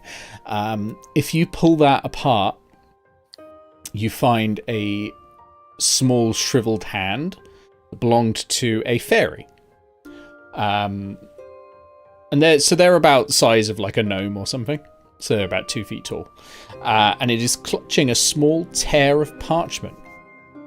If you take that parchment, you'll find on it a crudely drawn map with an X that marks a location that appears to be 60 to 70 miles southwest of Airedale.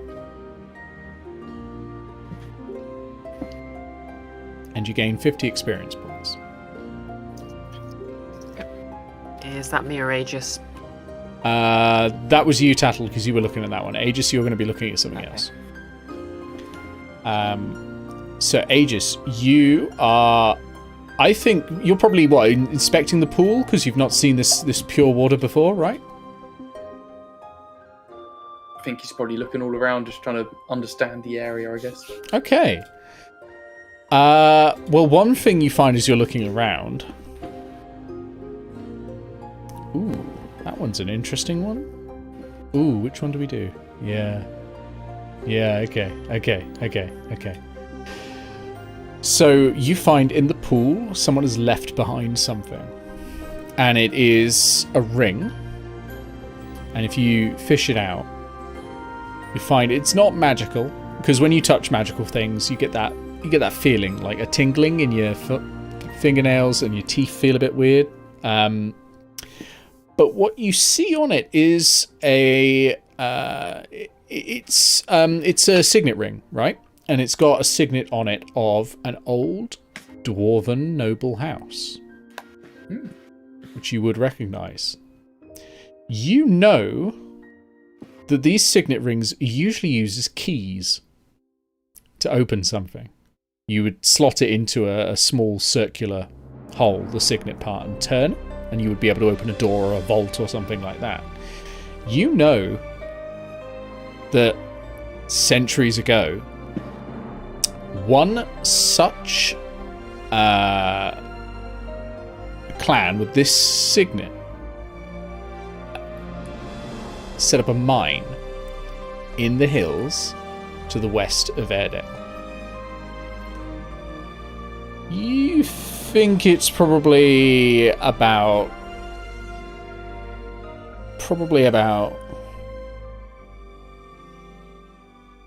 30 miles away from Airedale. So far? And that might open something there. So you gain 50 experience points for that, and that is again another clue. Quest hook. I'll slip on the ring. This must be one of my ancestors. To be clear, it's unlikely one of your ancestors, as this is once again one of those empire nobles that buried themselves with all their treasure, that you're very angry about. He's not the smartest of folks. He That's knows fair. it's dwarven. That's fair.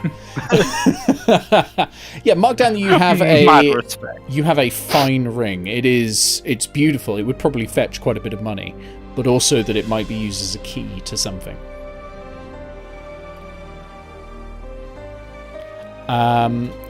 Anyone else looking around will likely not find... There's no more XP to find here, but there sure is loot.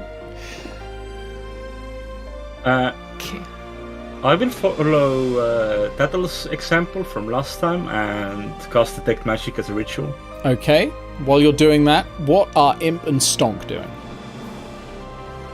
I would like to suggest to Tattle that we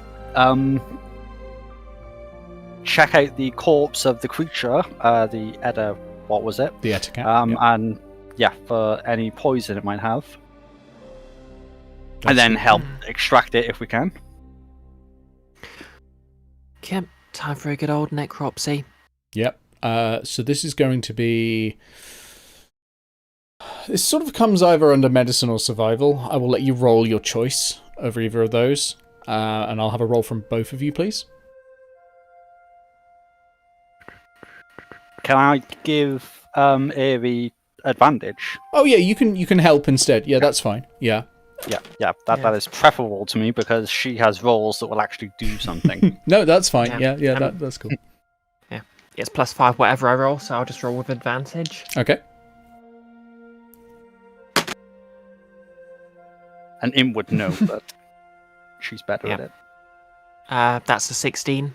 16. You are able to extract 1 vial of drow poison. Score. Maybe How did it get in Etacaps. Well, the drow are spider riders and that sort of thing, so... Well, some of them are. Not all of them. Obviously, Sal's not. But there is a history of spider riding. I want the spider. And so maybe they have Etacaps that they extract poison from, or other spiders that, the Etacap is related to. This is a Does second this make us vial of even poison if I let you Tasman keep has. it? What was that, sorry, Imp? Does this make me even with you, Aerie, if I let you keep that?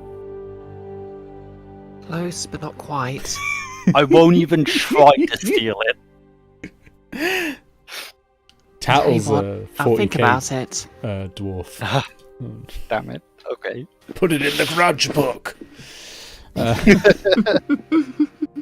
Okay. Yeah. We will now go over then to Stonk. Stonk has been quietly contemplating their mortality after That's twice understandable. nearly dying. You sort of in one sat day. on a stone and just sort of looking around Yeah. and just processing it Yeah. all.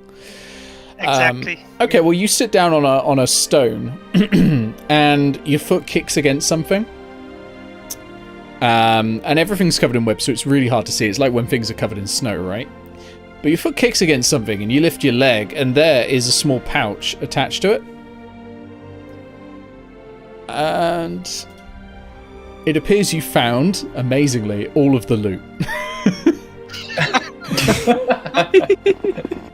Which is incredible, because everyone else has done their actions. Your action has found the loot. So, let me tell you what you found, and you probably want to be handing this out to other people, but this is, I will say, this is your choice who it goes to. 2 spell scrolls. The first of which is See Invisibility. The second of which is Web. I mean, I had to be, right? Both of those are on the wizard spell list, but they are on others as well, I believe. I'm very amused that meanwhile Sal is casting Detect Magic while Stonk is just there looking like, huh. That's right. I these? tell you what, that's right. I'm going to split this horde in half because there's 2 categories of items. So I'm going to say, Stonk, you found the 2 scrolls. They're in a little pouch. They're in a little scroll case that your foot's just kicked against. Sal, you are going to find 3 things light up. And they are in the corpses above you. But you see 3 of them light up. The corpses are hanging like 20 feet above you, so it's going to take some work to get them down. But I'm going to say you're probably going to be able to do it.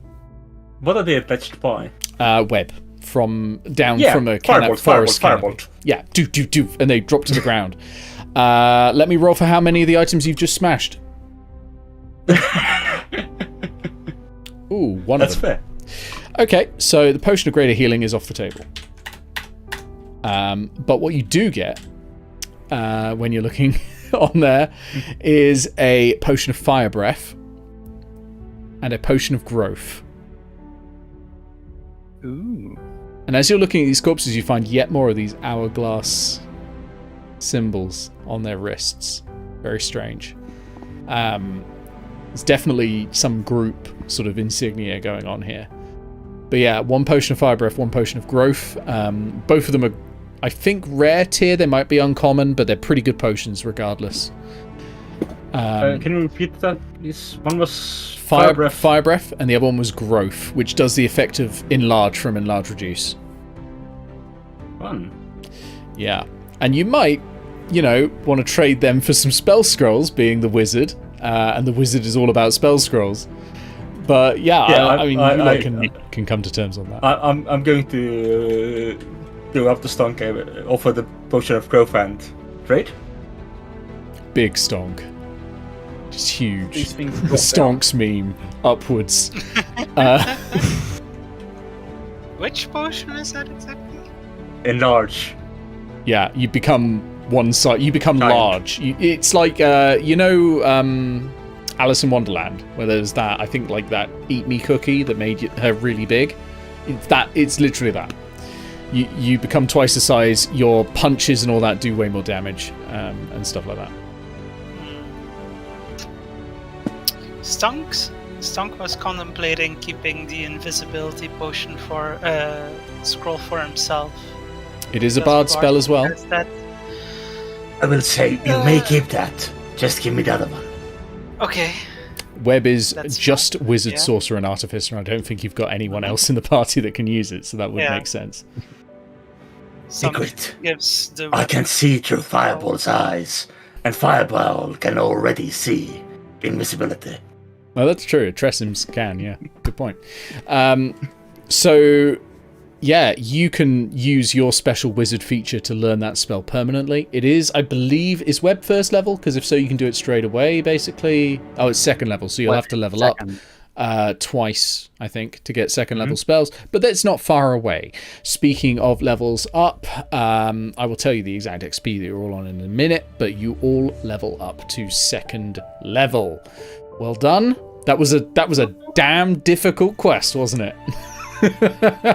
Life's worth living again. You made it. You made it through. I have no idea. I took no damage today. Actually, fun fact: the Ettercap was 100% going to land on Sal until Sal moved in. Sal was going to be because Sal was out on his own, and it was like, well, wizard's getting shanked, but you moved into the group right at the last minute. So the Ettercap was like, I'm not going near groups, right? So the only person out on their own was Stonk. So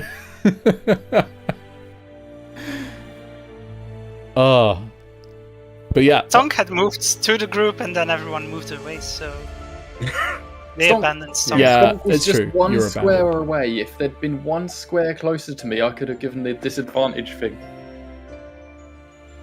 But you all survived, and that's the important thing. And you've learned from this. What have you learned? How to level up, but also How to cast shield at the right time. spiders aren't to be How to fucked. dodge?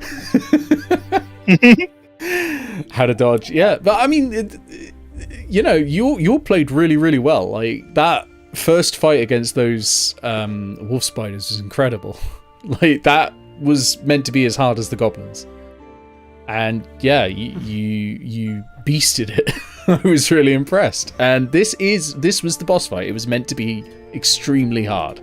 And yeah, I think you came out on top really well. So yeah, we're going to stop here, everyone. As an announcement, we'll be back actually tomorrow on YouTube with the Guild of Icons Adventures, A Story of Many Paths, Part 3. That's how my adding up goes. Part 3, which is Morgan's side of the quest, which is going to be very spoopy and interesting. And I'm really excited about that. It's potentially Iris's last game for a little bit while schedule sort of sorts itself out. But yeah, I'm really, really hyped for that. So that's 7:30 tomorrow. And until then, well, we'll see you all again very soon. And I'll be back in the chat in a moment to hand out XP and all of that. Right. Let us go to the outro. So thank you all for being here. I really appreciate everyone watching this and enjoying this experience with us. How tense was that? It was so difficult. Come back next week for more adventures. I don't know what yet, but also come back tomorrow. Tomorrow, Guild of Icons Adventures, Story of Many Paths. It's going to be really good fun. A huge thank you to the people who have supported this stream. Your names will be coming up on the top left in a moment. Thank you very, very much. If you would like to support this, do go to ko-fi.com/HisCursedness. Support on any of the tiers now, and you'll appear on the left. Anyway, I wish you all a wonderful evening, good night, and see you all soon.